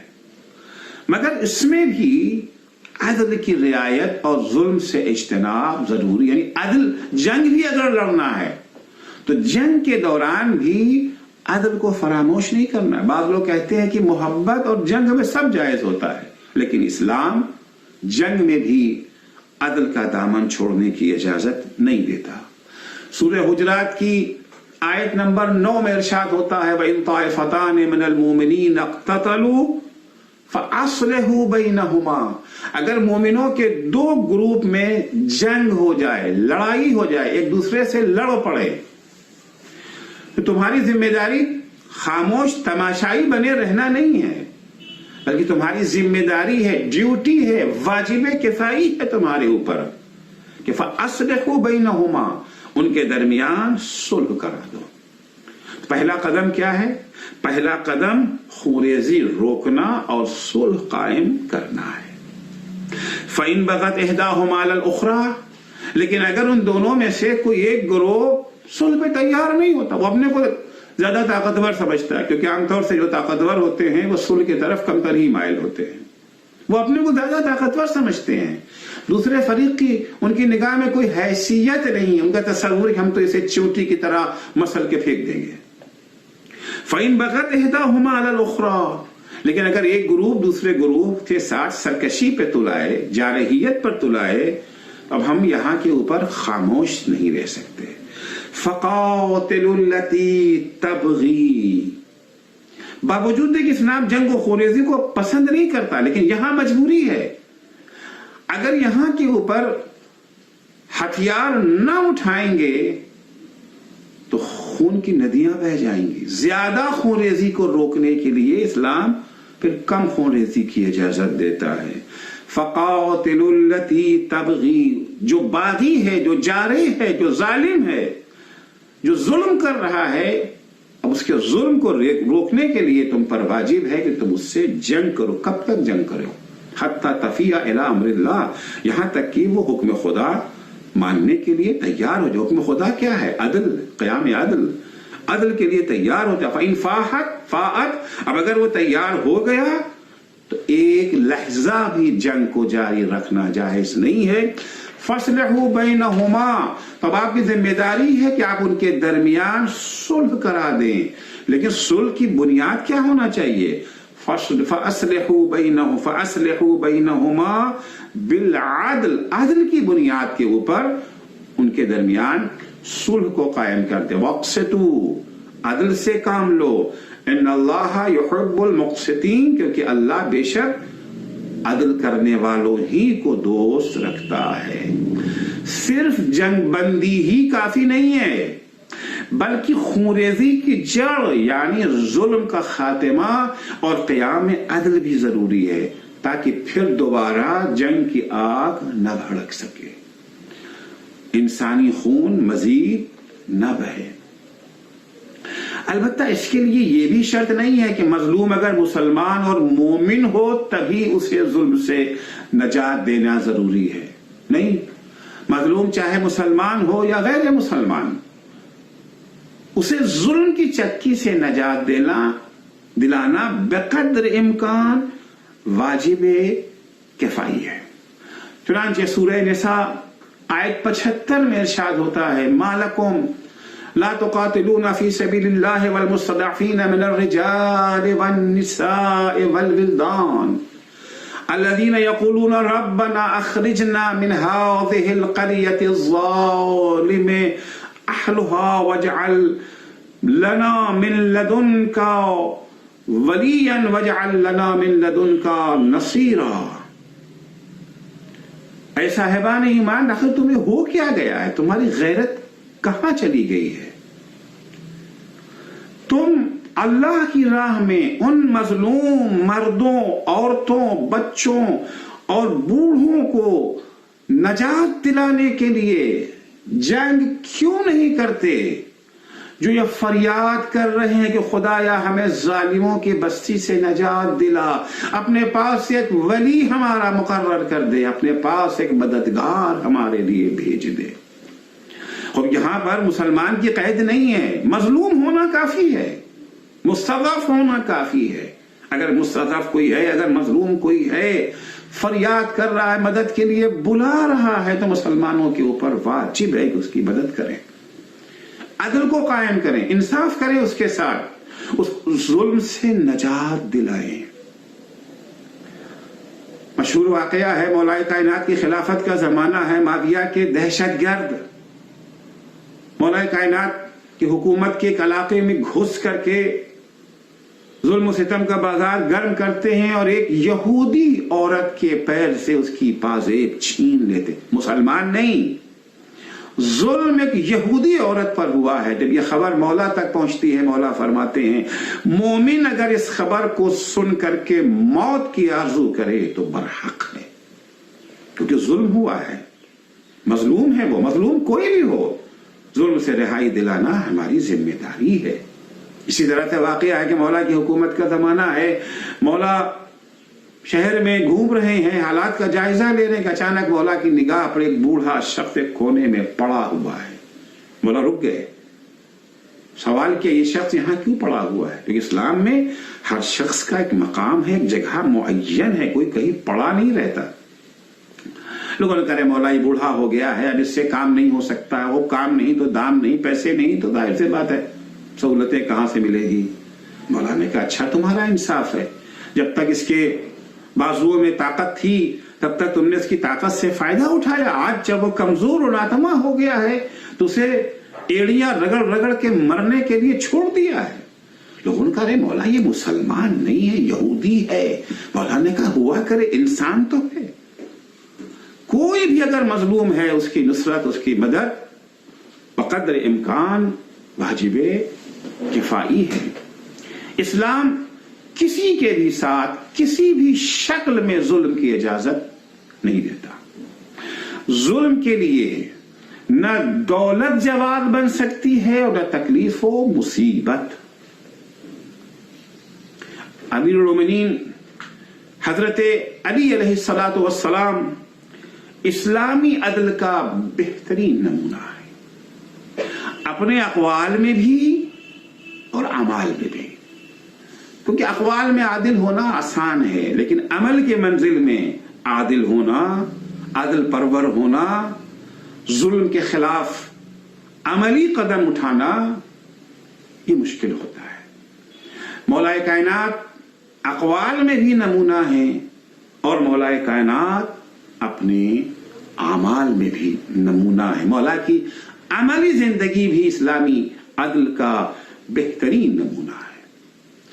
بہت سے لوگ عدل کی بات کرتے ہیں، کسی حد تک عملی میدان میں بھی عدل پر عمل کرنے کی کوشش کرتے ہیں، لیکن جہاں کہیں کوئی بڑا فائدہ سامنے آ جاتا ہے، جہاں کہیں کوئی بڑی رقم سامنے آ جاتی ہے تو ہزار طرح کے تعویل کے دروازے کھل جاتے ہیں، طرح طرح کی تعویلیں کر کے اس عمل کو جائز قرار دے دیا جاتا ہے۔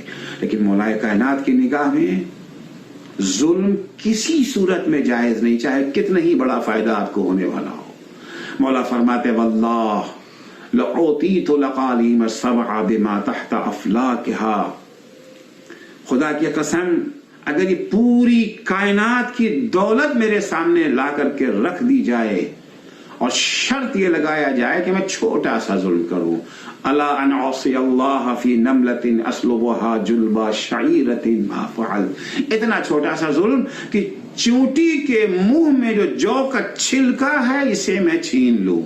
اب یہ بھی ظلم ہے، ظلم چھوٹا ہو یا بڑا، مقابل میں فائدہ بہت بڑا ہے، ظلم بہت چھوٹا ہے، مگر مولا فرماتے خدا کی قسم میں یہ ظلم بھی کرنے کو تیار نہیں ہوں۔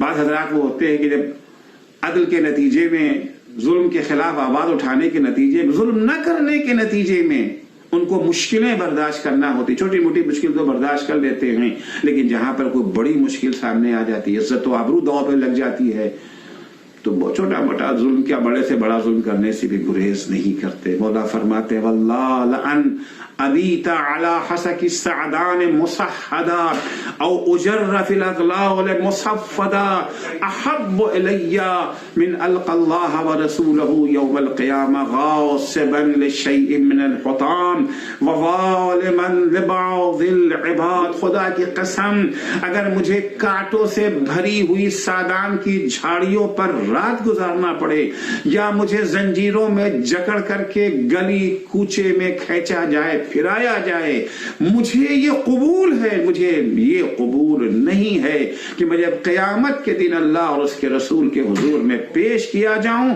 تو عالم یہ ہو کہ میں نے دنیا کی کوئی چیز غصب کی ہو یا کسی بندے خدا پر میں نے کوئی ظلم کیا ہو. یہ منزل بیان کی منزل ہے, یہ زبان کی منزل ہے, یہ قول کی منزل ہے.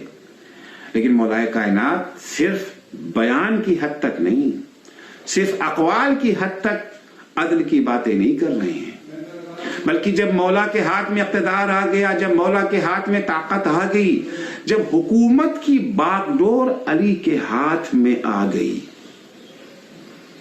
تو قیام عدل اور خاتمہ ظلم کے سلسلے میں نہ علی کی زبان بدلی اور نہ طرز عمل بدلا. آپ جانتے ہیں کہ بہت سارے افراد ہوتے ہیں جب تک اپوزیشن میں رہتے ہیں قیام عدل کے بڑے بڑے نعرے لگاتے ہیں, لیکن جب خود وہ مسند حکومت پر بیٹھ جاتے ہیں تو پھر زبان بھی بدل جاتی ہے اور عمل کا تو کہیں نہیں کیا ہے.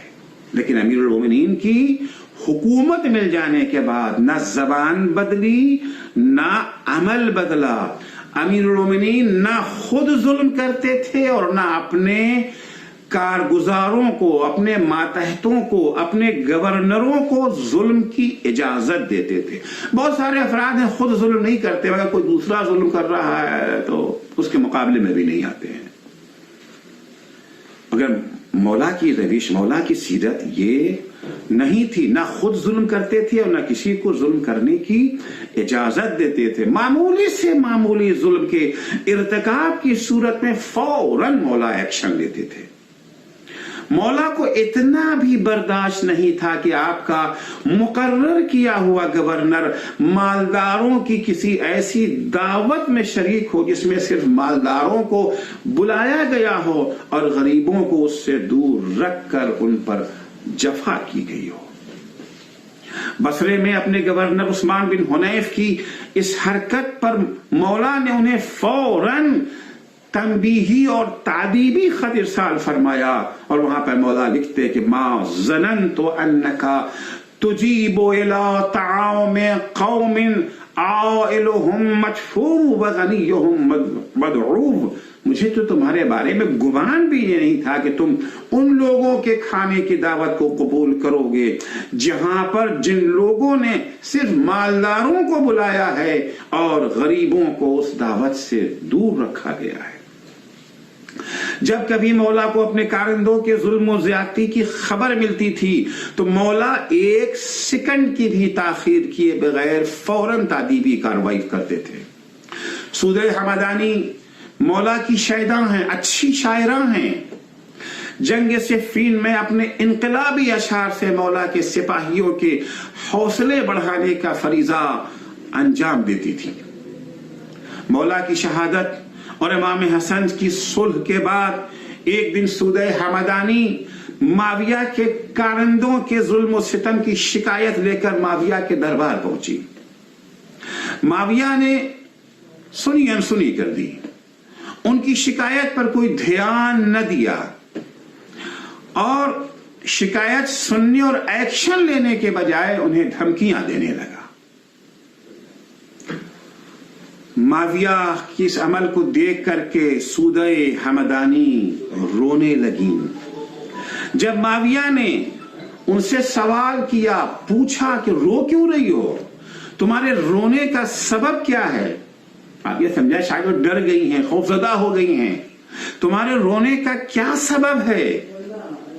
تو سودا کہتی ہیں کہ اسی طرح میں ایک مرتبہ علی کے پاس گئی تھی, تمہارے اس عمل نے مجھے علی کی یاد دلا دی, مجھے علی کی یاد آ گئی. اسی طرح میں ایک مرتبہ علی کے ایک کارندے کی شکایت لے کر علی کے پاس گئی تھی. علی اس وقت نماز پڑھ رہے تھے. جیسے ہی میں نے کہا یا علی فریاد، اور ان کے گورنر کی میں نے شکایت بیان کی، علی نے فوراً اس کی معزولی کا خط میرے ہاتھ میں تھماتے ہوئے کہا کہ جاؤ اس سے کہو کہ میں نے اسے معزول کر دیا ہے، اور تو مجھے دھمکیاں دے رہا ہے. پھر سودا نے یہ شعر پڑھا، صلی اللہ علی جسد تزمنہ القبر، خدا رحمت نازل کرے اس بندے پر، اس جسم پر جسے قبر نے اپنی آغوش میں لے لیا ہے. فاصبح فی العدل مدفونا، وہ کیا دنیا سے گیا، وہ کیا قبر میں دفن ہوا کہ اس کے ساتھ ساتھ عدل اور انصاف بھی دفن ہو گیا. مولا کے ایک گورنر جن کا نام منذر بن جارود ہے، منذر بن جارود نے جنگ جمل اور صفین میں مولا کی حمایت میں اپنی شجاعت کے جوہر دکھائے تھے. مولا نے انہیں ان کی شجاعت، ذہانت، انتظامی صلاحیت اور خصوصاً ان کے والد کے زہد و تقوی کے پیش نظر اس فخر صوبے کا گورنر مقرر کر دیا تھا. گورنر بننے کے بعد کرسی اور بیت المال میں دولت نے انہیں حق کو عدل کے راستے سے بھٹکا دیا، اور انہوں نے بیت المال میں سے 40,000 درہم غبن کر لیا. عیش و عشرت کے چکر میں پڑ کر عوام کی خدمت سے غافل ہو گئے، کنبہ پروری میں مصروف ہو گئے. امام کو جیسے ہی اس کی خبر ملی، فوراً امام نے انہیں خط لکھ کر طلب کر لیا اور معزول کر کے انہیں قید کر دیا. امام اپنے اس خط میں تحریر فرماتے ہیں، فَإِنَّ صَلَاحَ أَبِيكَ غَرَّنِي مِنْكَ، تمہارے باپ کے زہد و تقوی سے متاثر ہو کر کے میں نے تمہیں گورنر بنایا. تمہارے باپ کے زہد و تقوی نے مجھے دھوکے میں رکھا. وَظَنَنْتُ أَنَّكَ تَتَّبِعُ حَدْيَهُ، مجھے امید یہی تھی کہ تم بھی اپنے باپ ہی کی طرح متقی و پرہیزگار ہوگے، انہی کے راستے پر چلو گے. وَتَسْلُكُ سَبِيلَهُ، انہی کے جادے پر تم بھی گامزن رہو گے.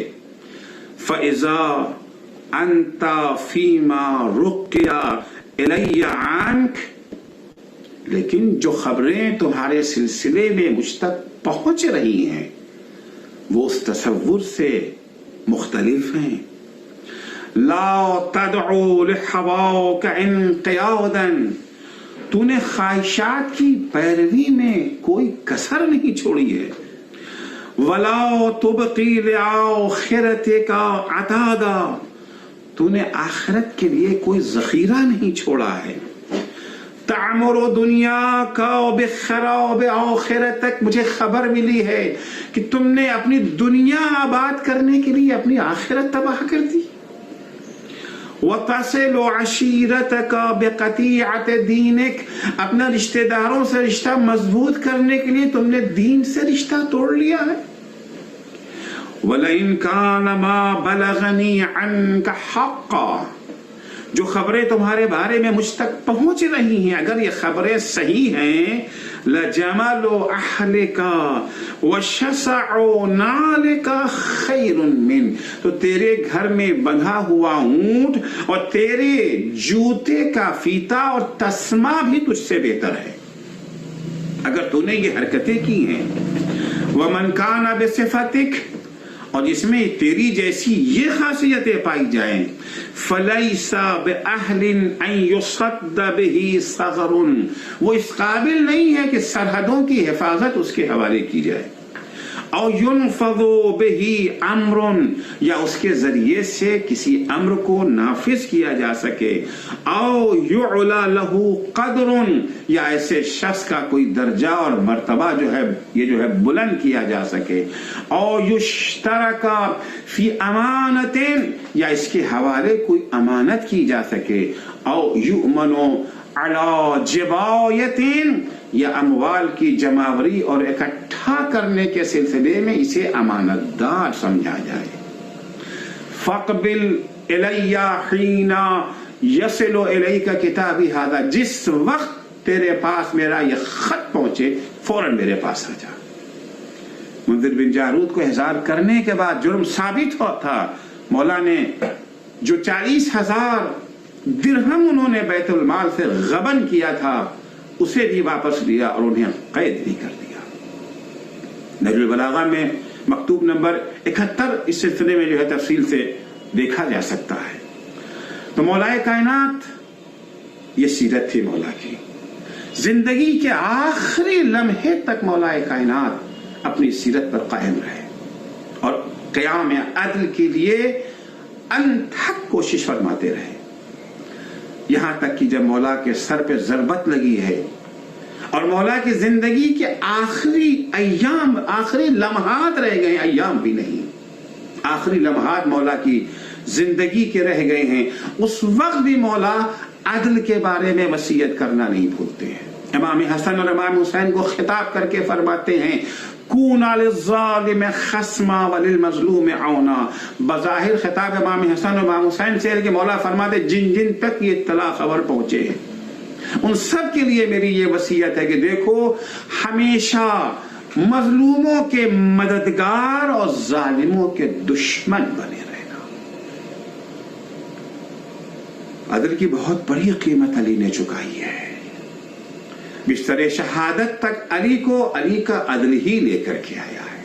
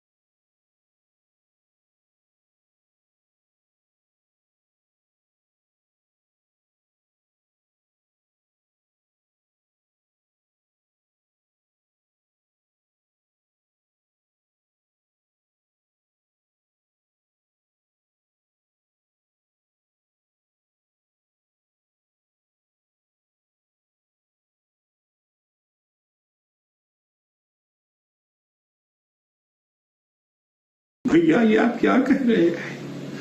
زینب نے چادر ہٹائی، حسین نے آگے بڑھ کر کے زینب کے بازوؤں کو چومنا شروع کر دیا۔ بھیا یہ کیا ہے؟ کہا کہ یہ میرے بابا کی وصیت تھی کہ حسین دیکھو اس وقت میں تو نہ رہوں گا، میری طرف سے تم زینب کے بازوؤں کو بوسہ دے دینا۔ اجرکم اللہ۔ علی کی اس حالت کو دیکھ کر کے زینب کے اوپر شدید گریہ طاری ہو گیا۔ عزیزو اس سے پہلے امام حسن نے گریہ کیا تھا تو ان کو مولا نے سمجھایا تھا، جب جناب عباس نے گریہ کیا تو ان کو مولا نے سمجھایا، جب حسین مظلوم کربلا نے گریہ کیا تو ان کو سمجھایا، لیکن جب زینب و کلثوم رونے لگی تو اب علی انہیں سمجھانے کے بجائے خود بھی رونے لگے، کیونکہ علی سے زینب کا رونا برداشت نہیں ہو رہا تھا۔ مولا آپ سے تھوڑی دیر کے لیے زینب کا رونا برداشت نہیں ہو رہا تھا. مولا جب عاشور کے دن زینب کبھی محمد کے جنازے پر, کبھی قاسم کے جنازے پر, کبھی علی اکبر کے لاشے پر, کبھی حسین کے جنازے پر آنسو بہا رہی تھی, مولا اس وقت آپ پر کیا گزری ہوگی. وصیتوں کا سلسلہ جاری تھا کہ ایک دفعہ اچانک مولا کی زبان پر آیا السلام علیکہ یا رسول اللہ. جیسے ہی مولا نے کہا السلام علیکہ یا رسول اللہ, جناب زینب کے بابا کس کو سلام کر رہے؟ کہا بیٹا زینب تمہارے نانا تشریف لائے ہوئے ہیں.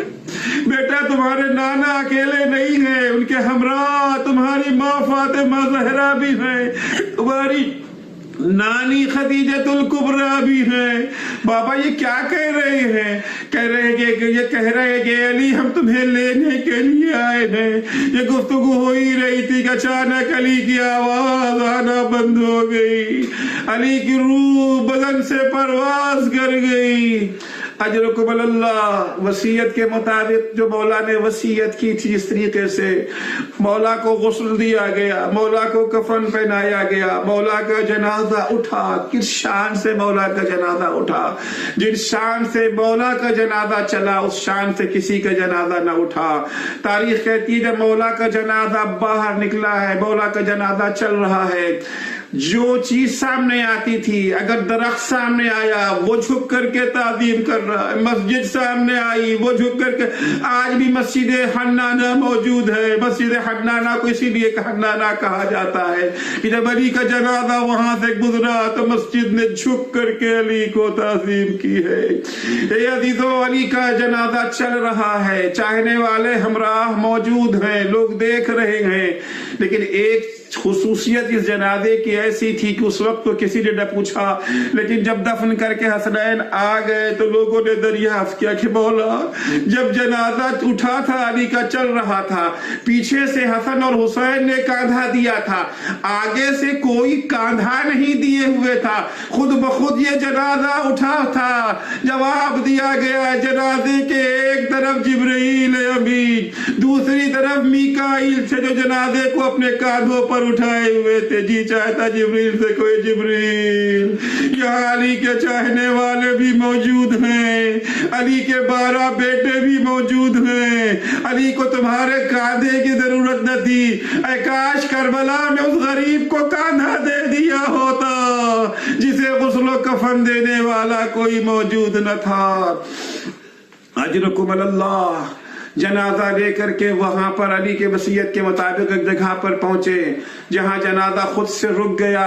وہاں تابوت کو زمین پر رکھا گیا. امام حسن نے جب وہاں کی مٹی ہٹائی تو کیا دیکھا کہ تیار قبر موجود ہے جس پر لکھا ہوا ہے کہ یہ قبر طوفان نوح سے پہلے نوح نے جناب مولا کائنات کے لیے تیار کی تھی. دفن کی تیاریاں شروع ہو گئیں. مولا کائنات کے جنازے کو جب امام حسن مجتبی لے کر کے قبر تک پہنچے ہیں, قبر میں جنازے کو رکھنا چاہتے ہیں, اچانک قبر سے 2 ہاتھ نکلے. لاؤ میرے بھائی کا جنازہ میرے سپرد کر دو. عزیزو, آج حسن حسین یتیم ہو گئے, آج زینب کبریٰ یتیمہ ہو گئی, آج ام کلثوم کے سر سے بات کا سایہ اٹھ گیا, آج عباس علمدار بے پدر ہو گئے. لیکن یقیناً بہت بڑی مصیبت ہے, مگر جی چاہتا ہے شہزادوں اور شہزادیوں کی خدمت میں عرض کروں, آقا زادو, آقا زادیاں, یقیناً بہت بڑا غم ہے, لیکن آپ کے بابا کو قبر تو نصیب ہو گئی, آپ کے بابا کو غسل و کفن تو مل گیا, لیکن ہائے حسین کی بیٹی سکینہ, ہائے حسین کا لاڈلا سید سجاد, کتنا قلق تھا سید سجاد کے دل پر. نجس لاشیں تو دفن کر دیے گئے, لیکن میرے بابا کا پاکیزہ جنازہ بغیر غسل و کفن زمین کربلا پر پڑا ہے.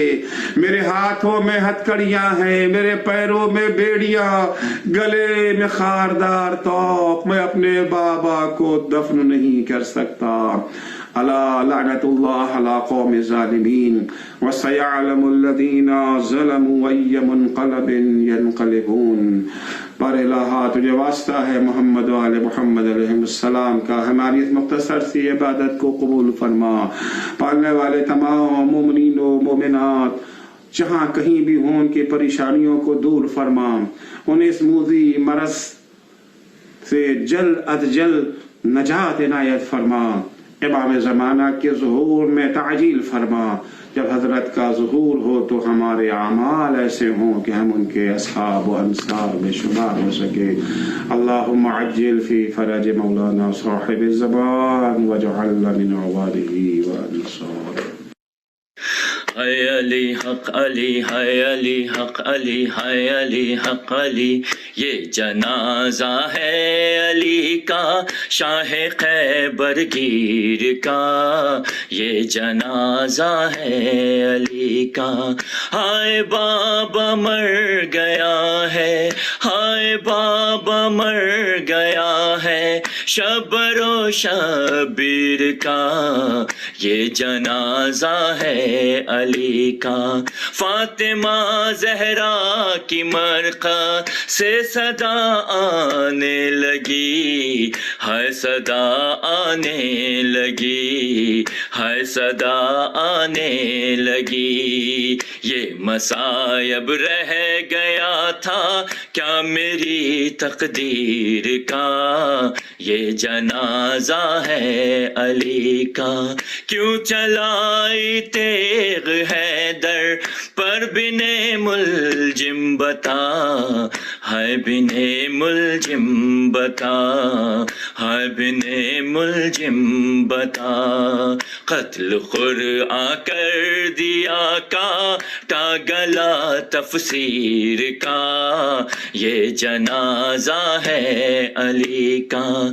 غم علی کی بیٹیوں کے پھر سے تازہ ہو گئے، ہائے تازہ ہو گئے، ہائے تازہ ہو گئے۔ غم ابھی بھولی کہاں تھی مادر دلگیر کا، یہ جنازہ ہے علی کا۔ بیٹیوں کو دیکھتے ہیں اور روتے ہیں علی، ہائے روتے ہیں علی، ہائے روتے ہیں علی۔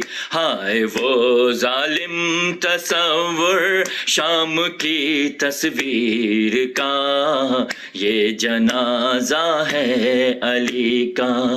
باپ کی میاس زینب کا لپٹنا بار بار، ہے لپٹنا بار بار، ہے لپٹنا بار بار۔ دل ہلا دیتا تھا رونا شاہ کی ہمشیر کا، یہ جنازہ ہے علی کا، یہ جنازہ ہے علی کا شاہ خیبر گیر کا، یہ جنازہ ہے علی کا۔ حسین حسین حسین حسین حسین حسین۔ مومنو حیدر کرار کا ماتم کر لو، مومنو حیدر کرار کا ماتم کر لو، مومنو حیدر کرار کا ماتم کر لو، مومنو حیدر کرار کا ماتم کر لو، لو محمد کے علم دار کا ماتم کر لو، لو محمد کے علم دار کا ماتم کر لو، مومنو حیدر کرار کا ماتم کر لو۔ خاک اڑاؤ کہ علی شیر خدا مارے گئے، خاک اڑاؤ کہ علی شیر خدا مارے گئے، بازوئے احمد مختار کا ماتم کر لو، مومنو کر لو جو کہ پانچوں میں بھی ہے 12 اماموں میں بھی ہے جو کہ پانچوں میں بھی ہے 12 اماموں میں بھی ہے سارے نبیوں کے مددگار کا ماتم کر لو مومنو ہے در قرار کا ماتم کر لو مل کے جبریل کے استاد کا پرسا دے دو مل کے جبریل کے استاد کا پرسا دے دو صاحب تل در و تلوار کا ماتم کر لو مومنو ہے در قرار کا ماتم کر لو اپنے قاتل کو دیا جس نے کہ جام شیری اپنے قاتل کو دیا جس نے کہ جام شیری کوثری جام کے مختار کا ماتم کر لو مومنو ہے در قرار کا ماتم کر لو مومنو ہے در قرار کا ماتم کر لو مومنو ہے در قرار کا ماتم کر لو لو محمد کے علم دار کا ماتم کر لو لو محمد کے علم دار کا ماتم کر لو